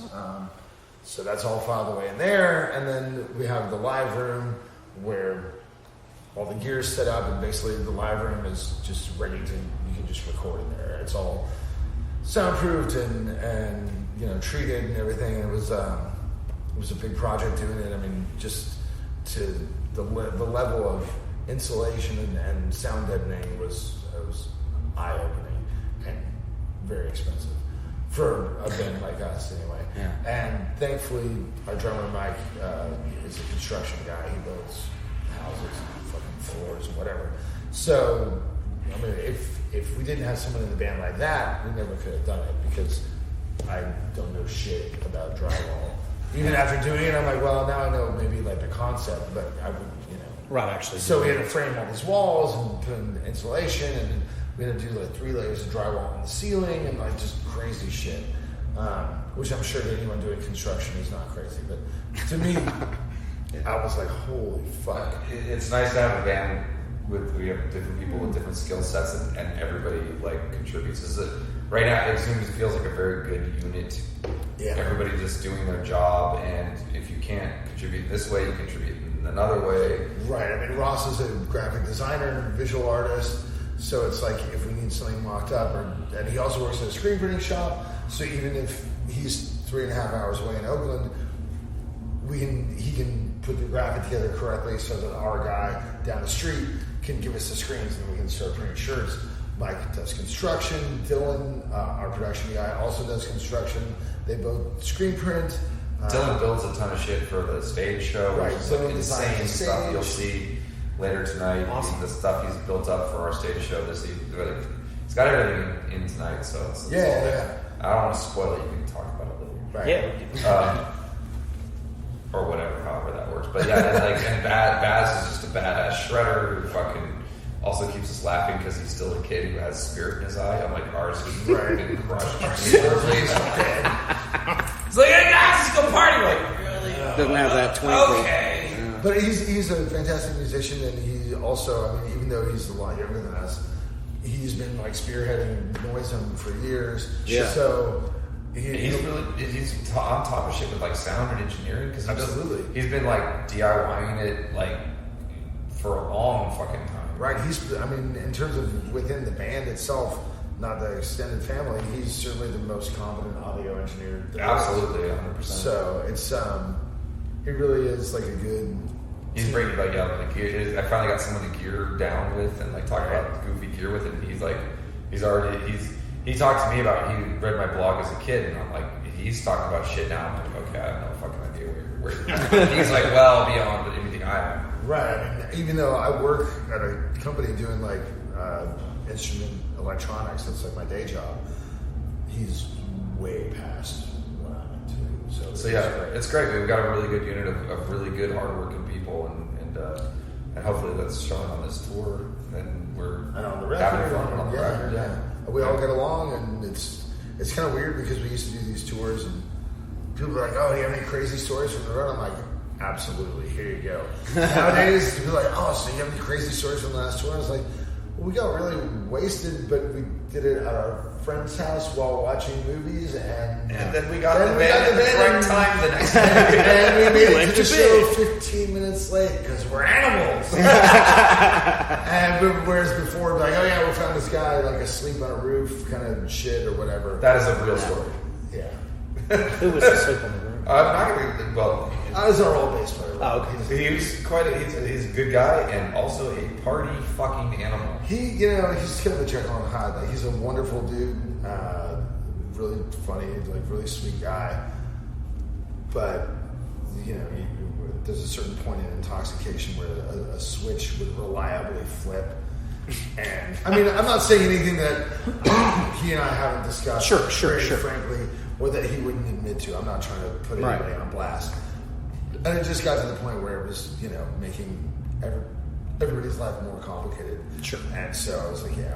That's the thing, kids. A tour doesn't have to be complicated. It is a job, but it's a job you can drink at if you can handle your drink. Yeah. And all you gotta do is get in a fucking band because most likely you're not the driver. There's only gonna be one out of like 6 or 7 people. Sometimes you get a driver. Right. Or one guy, there's always one guy in the band who will take over for that shit. All you gotta do is get in the band on time. Get the show, put in play the songs pretty now. well. Yeah. And not even great because I'm in the band. So they get to play the songs great. You're a vocalist bassist. I'm vocalist Bassist. Right. Yeah.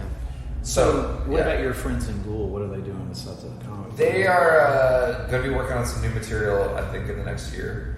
It's a little overdue, and but they're not going to be touring a whole lot for a little bit. They've got some little numbskulls to take care of right now. So right on. But the Ghoul's definitely still around and doing shit.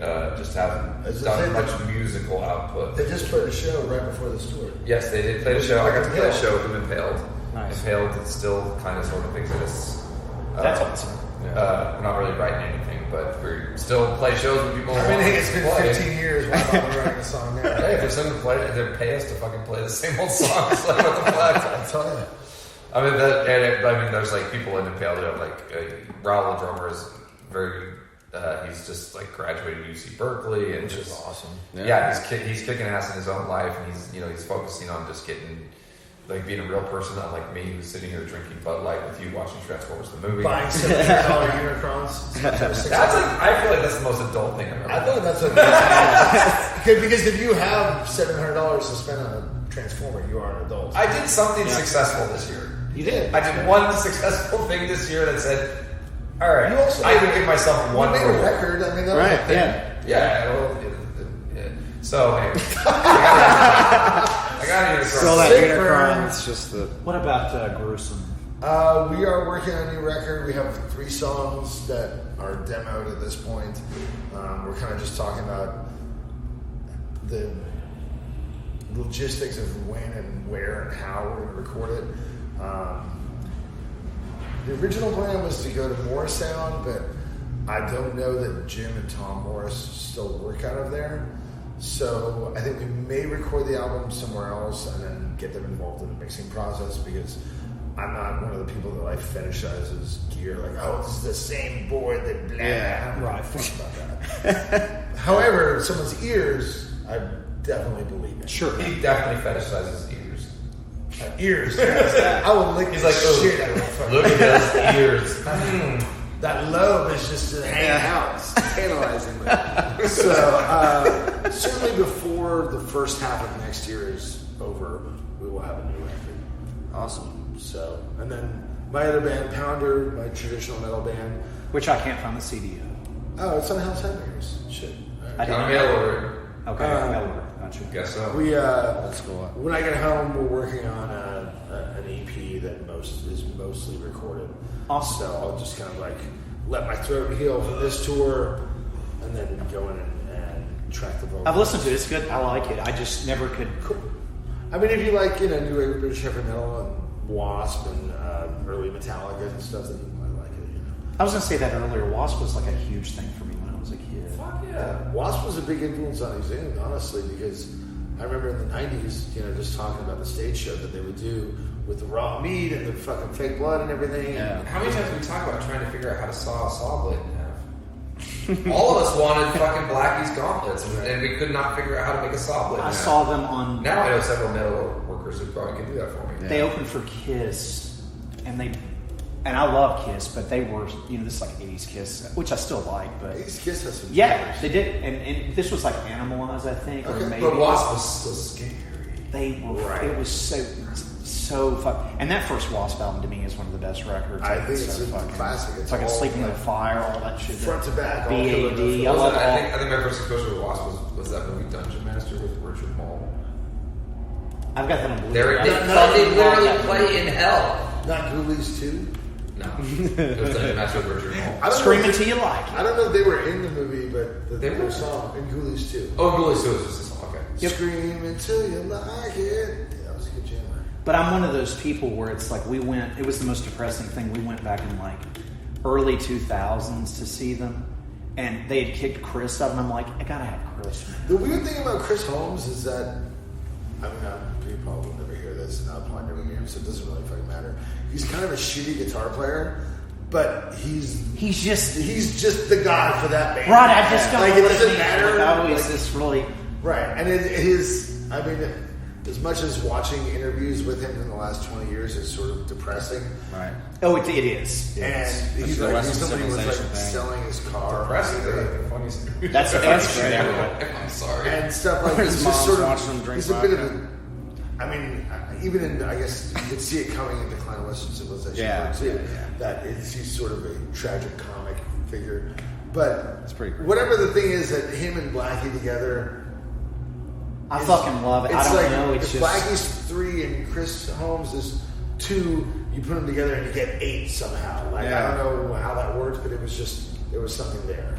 That last tour that I saw them on, it was the only time that they were down south. It was them and Motorhead. It was like the late 90s. That KFD record or whatever. Oh, Kill Fuck Die. But playing all the record, I don't even remember, but they were playing all this old shit, and I was just like, it was just fucking cool. But seeing them when I was a kid on Last Command, I was like, they had their heads on a fucking stake and the thing, and he's throwing like fucking raw meat in the crowd, and I was like, oh, this is the coolest shit ever. Because I was like, it's fucking horror movies and fucking. Right. I mean, Wasp was very confrontational and really, geared into. I mean, they were like Kiss was in 1975 or whatever. You know what I mean? Like it was the same sort of shock value meets like badass rock and roll. Like they had the songs, they had the image. Like it was a total package. And it's rare when you have that kind of synergy between great production, great songs, great playing. Wasp at least had great production, great songs. I never saw that first tour, but they had like girls dressed up nude in nun outfits. How do you dress up nude? Well, girls dressed up. They were nude and they had, right. And I found one of them on Facebook, and then she read me the fucking riot. Like, fuck you, don't fucking message me, motherfucker, and. I never did that. Well, you never should have sent her that dick pic to start with. Unsolicited. That's not a good way to start. But I've always thought they were just the coolest thing in the world. They're like the one band that when I was a kid, I thought they were fucking awesome. I think Wasp was kind of cool because they like fit in with the whole like cock rock hair metal thing. Yeah.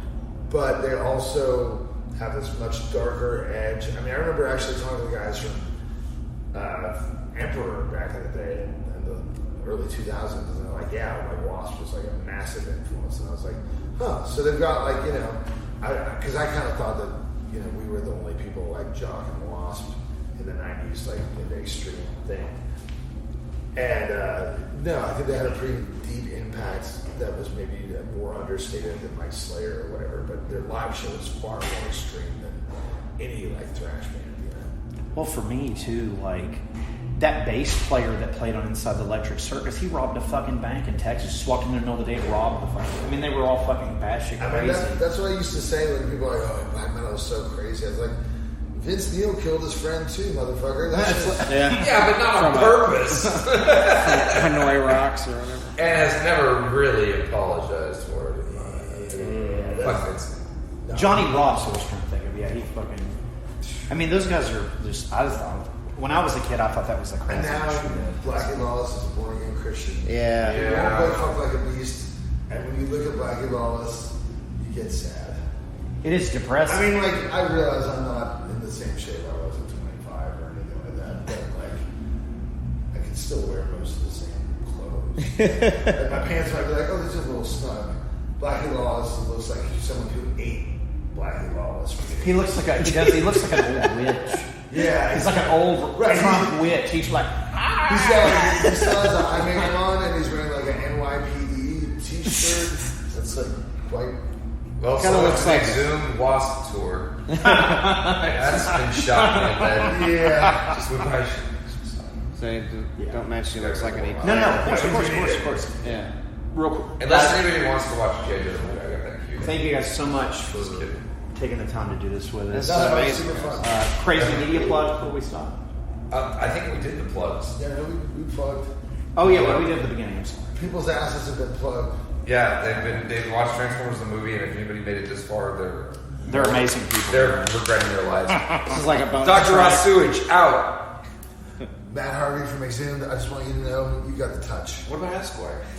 I thought you had a title now. I want to be back with the people, I'm sorry. Oh, Jesus Christ. Bernie Sanders, motherfucker.